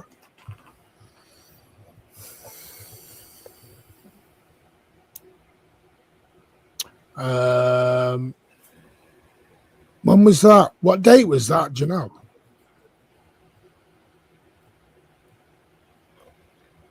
Do you know what date it was? For what? I'm going to show you something in a minute, by the way, that you'll all love. Does everyone know I was on TNT Sports? Really? Yeah. Mate, I get what you're saying about tech and all the other stuff, but I've seen Tonali boss midfields. I think Tonali struggles at passing, you know. What type of passing? Short and long. I think he can tackle well. I think he struggles. And Newcastle fans have said that, Ed. Newcastle fans have said that. I think long passing, yeah, but not short passing. But I think Anderson is a better long passer. Where's the bloody United post-match? Did we do one? Did we do one, Ed? For which game? When we beat them 3-0, when Donnarumma's debut. Donnarumma. For which team? I can't The think. derby. There it is. Yeah, well, of course we did a post-match for the derby. Yeah, I thought we did. Right. Yeah, we did it on Sunday. We did it like right after on Sunday.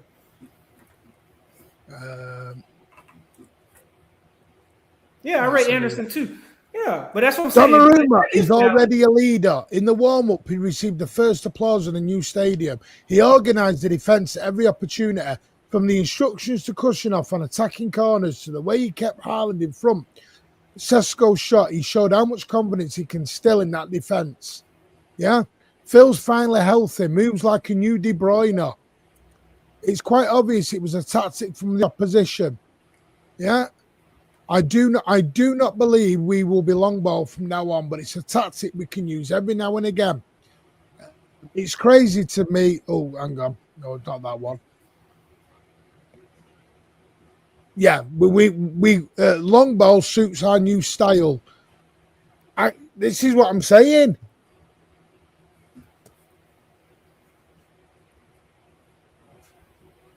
Mm-hmm. I think people are just panicking. I think we're flip-flopping from either thing here. I think sometimes the key to the point is, unfortunately, as a football club, you can't choose your style. Sorry, you have to choose a style and stick to it. You can't change it every single game. Yeah. I think that's what we've got to be careful of. No, I get what you're saying. I know you probably would want somebody else dinner Tonali, but I think for me, I rate Tonali. I'm not gonna sugarcoat it. Oh no, I rate him. I don't rate him 100 mil. No, not 100 million. Jesus. Martin. Come on now. We're not going to pay 100. Now for Anderson, we might have to, Well, that's I homegrown. think Anderson is more worth it than Tonali. Yeah. 100 million. No, but I agree. I know what you're saying, Chris, but people were wanting long ball before Donnarumma come in.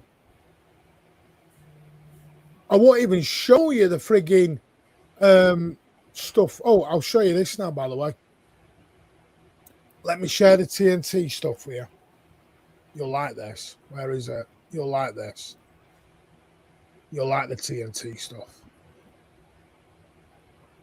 No, ignore that. Let me. Have you not seen it, Ed? Did you not see it? No, I haven't been on social media. It was about a year ago, 2 years ago, maybe. What was it? I'll show you now. Man City fans. Right, here it is. I'm going to play it because I'm in it anyway and I've signed off that I can share it. Mate, so they won't copyright me. Anyone that wants Belabor right now, I can't. Nah, not for me. Not for me. Turn that off. I'm not, I'm honestly not a fan of players. Right, you ready? You ready? Mm-hmm. No sound, right? Supporting City is my absolute world. I can't really explain it. It's in your blood that you bleed blue. It's a calling. It is everything that I plan my life around. It's everything. It's my... Martin's famous. I like to think we're the people's club. I think the spirit of Manchester is ingrained in Manchester City and the people of Manchester and what we stand for. Manchester is the best place on earth. It's famous for rain. It's got the salt of the earth living here. Everyone is smiling, they're happy despite the rain. It does rain a lot in Manchester. Manchester is definitely not a place you want to come if you want to get a suntan. Oh. When I started supporting City, they were the underdogs. The Gillingham game back in '99 was such a pivotal moment for the club. In the third tier playoff final, I can't imagine what would have happened if they hadn't gone up that year. If we wouldn't have won that game, this football club might not have existed. We probably go into administration. Without that Paul Dickoff goal, nothing that has happened since would ever happen. If 25 years ago, someone had said to me that, you're going to win the treble, I'd have thought, we need to get the men in the white coats. I know it's a cliche, that word journey. The journey. It's been an unbelievable journey. But no fan on this planet has been on the journey we've been on. No one's been from Yorkshire, Colchester, Blackpool to Istanbul and winning the Champions League. And then to do it by winning a 3-peat Premier League and beating your rivals in the derby at the FA Cup. I still right now can't take it all in. We've kind of gone on a roller coaster with this football club, and that's what's made it even more special. It just proves that it's worth the while staying loyal to your football club. You just never know what's going to happen. Pep Guardiola, where do we start? Genius. The greatest of all time. God. Brought us success beyond our wildest dreams. We were always second best in this setup. He's given the fan base belief, hope, and proudness. I'm sure there'll be a statue here of him one day. That's if we don't name the stadium after him. Pep Guardiola is a football genius. Never leave us. The thought of him leaving, I'm probably more comfortable with the thought of my wife leaving than Pep, if I'm absolutely honest with you. We constantly get knocked. The truth is, it doesn't matter to us. We know how loyal we are. We know we had 30,000 people at Main Road back in the third tier of English football. A lot of people talk about money, how it isn't a fairy tale. I think a lot of it is green eyes, but you can't take away the loyalty and the faith that City fans have shown this football club. We deserve to enjoy the treble and everything that comes our way. The noisy neighbours are wearing red these days. The trophies are all on the blue side. It's not always been like that. Football comes in cycles, but I'm taking it. And at the minute, Manchester is definitely blue.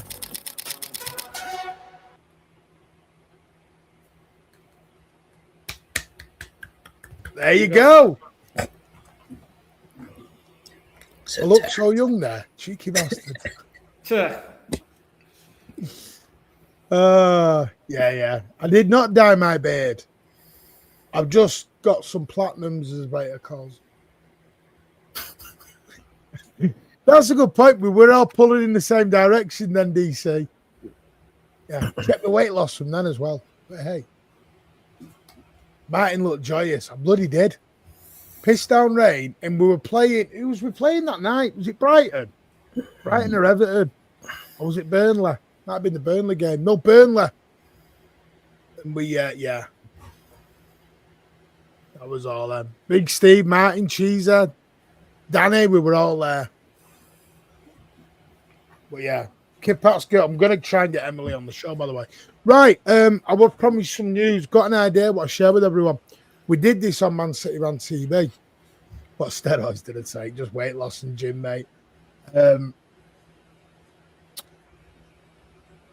We'd started a series on Man City on TV of how you became a Manchester City fan. I just want to know if someone would be interested in doing that. So we can show people from around the world how you became a City fan, what made you be a City fan.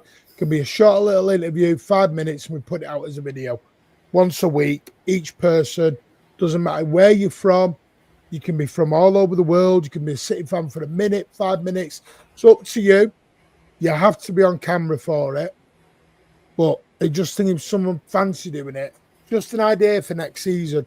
And another idea we've got is looking at doing a Premier League panel with the right people. But I know there's a lot of people don't like it because of City and, how do I put it, City and the way we're talked about by rivals.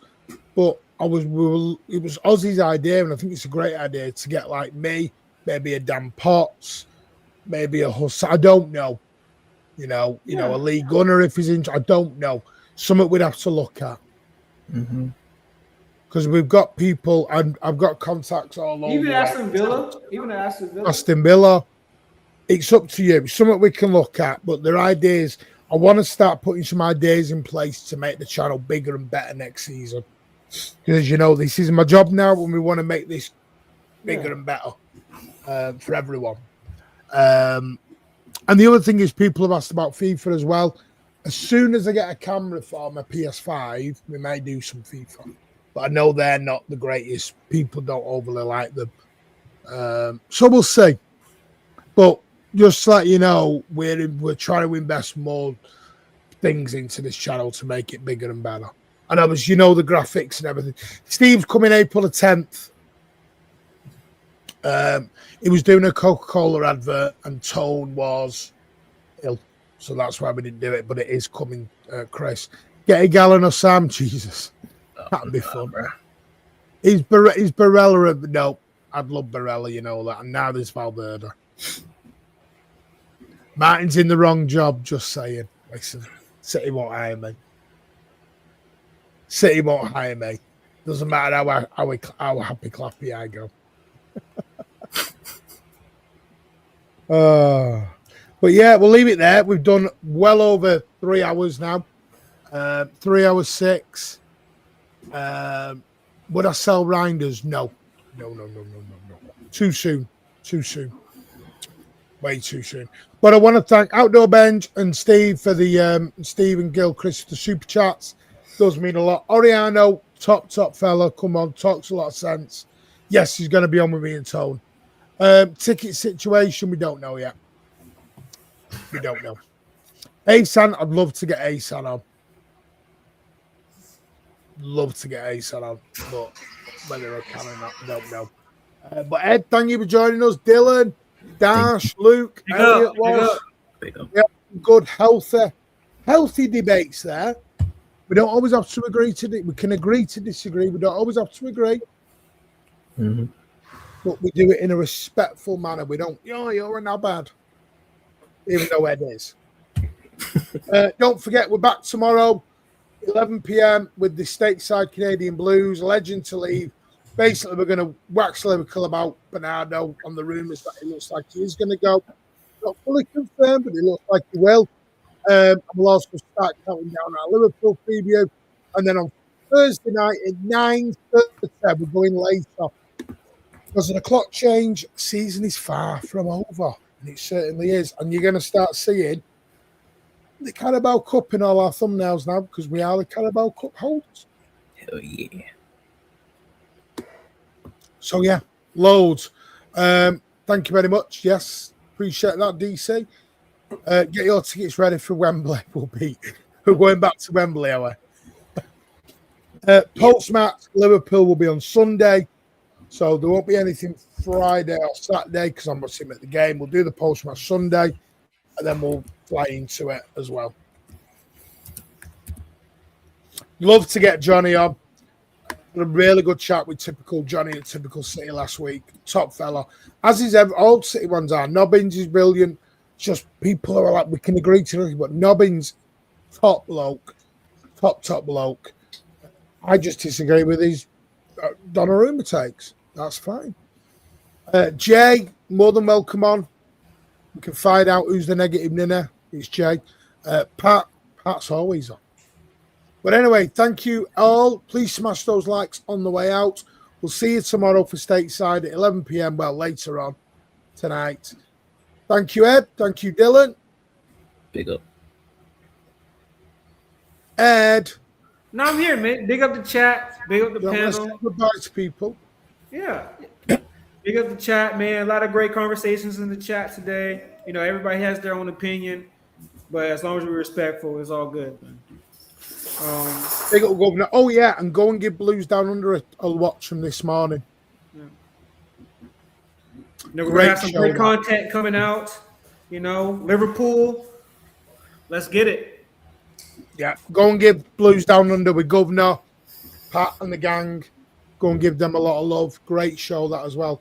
Who's more negative, Amar or Jay? Amar just gets emotional and Jay just gets emotional, but they're both negative. But I love them both. But no, great community, as always. Take care. We'll see you tomorrow. Is anyone live? Well, you might not. I don't think anyone is live now. No one's live. But anyway, take care all. As always, up the Blues. See you all soon.